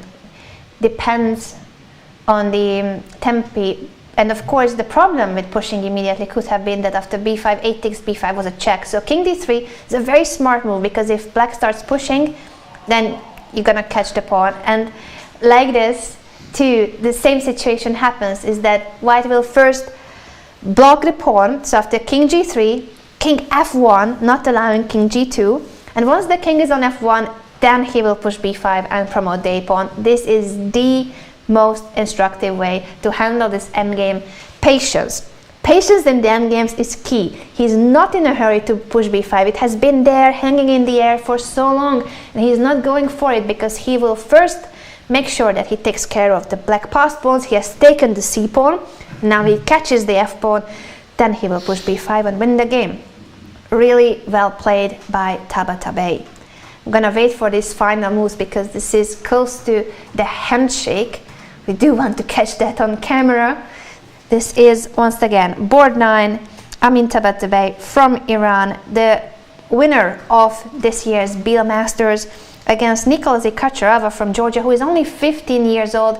He fought very well today, but Tabatabai found this very instructive pawn break on the queen side that won the game.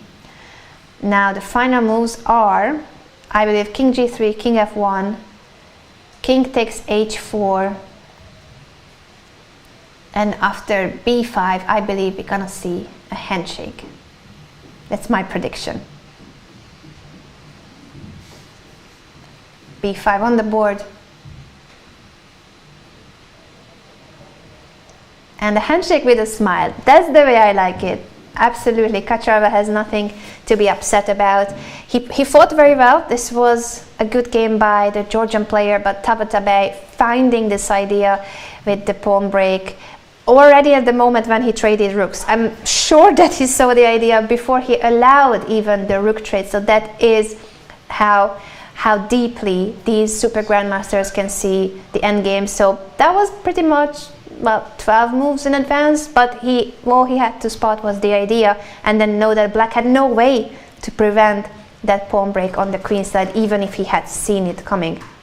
Now let's just check the updated results of the round, because some of the other games have finished too. As you know, on the top board we have seen a big upset. These are the boards from 11 to 20. Narayanan won his game, as well as Andreas Heimann against Cyril Marzolo. Murali Kartikeyan also won. And now back to the top 10 boards. Harshit Raja, the big winner of the tournament, he visited us here in the studio and showed us how he won his game against Parham Maksulu, the strongest ever opponent. He has outplayed. Maksudlu said himself in the post-mortem that he blundered with g4. Very nice of him, really good sportsmanship, that he resigned with a smile on his face and he went to analyze with his opponent. So kudos to the Irani grandmaster. Korobov won his game as well as Sasekiran. Lagarde won against Shubin, and Kovalenko too won his game against Mikhail Bryakin. Tabatabai has just won this very instructive pawn endgame, and Vokatura's win we knew earlier. Donchenko and Seturaman are the only two grandmasters playing on the top boards. I'm gonna take a final look at those positions before I say goodbye to you guys. So Donchenko seems to be winning, but I'm gonna take a final look at his position against one of the top female players of the event, Nomin Davandemberel, 19-year-old international master from Mongolia. This funky knight on the A8. I don't see any new moves, but I believe this is a good winning chance for Donchenko, even if he has this very funny piece in the corner. It's taking a useful job protecting the B6 pawn. It's still gonna take some effort, so he would like to create an H passed pawn, but he cannot just go for it right now. So this isn't that obvious. Unfortunately, we don't have a camera on the players, I believe, so we're gonna just leave it as it is. An endgame where white is pushing to win, but it's still gonna take work, and actually I don't think it's guaranteed at all that white will get the full point. Yes, white is the higher rated player, over 200 rating points of difference, more time on the clock, and he is the one putting pressure on his opponent, but it's not guaranteed at all that Namin will crack under this pressure. She's a very good player herself. And the other top player that's still playing is Seturaman against Zhan Lo, international master from Singapore. This game seems to be more decided than Donchenko's. He's way closer to finishing the game. It is a pawn up for black.